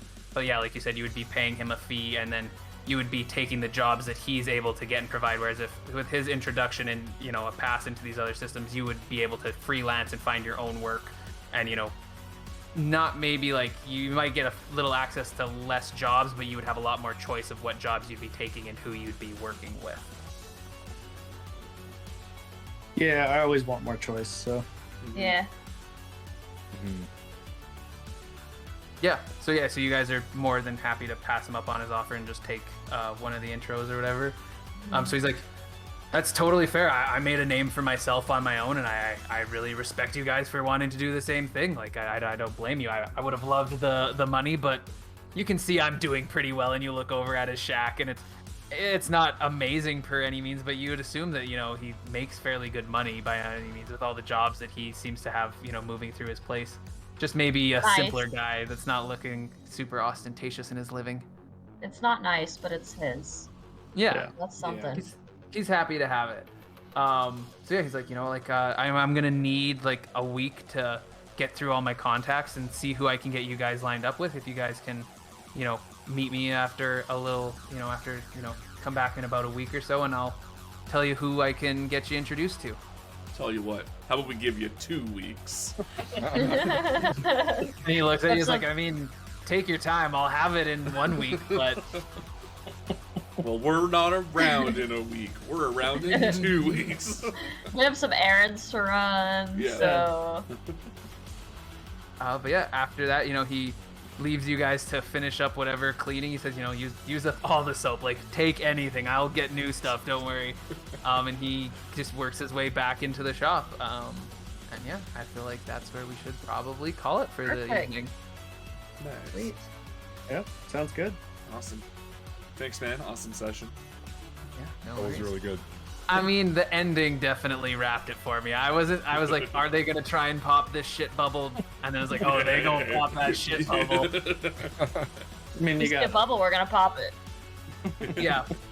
I mean, that would have been the funniest way to end a campaign. There's no reasonable way for me to eject you all into into the Astral Sea. Actually, you guys would just float around because you don't need to eat or breathe in the Astral Sea, so you would just eternally float in a an orbit of shit.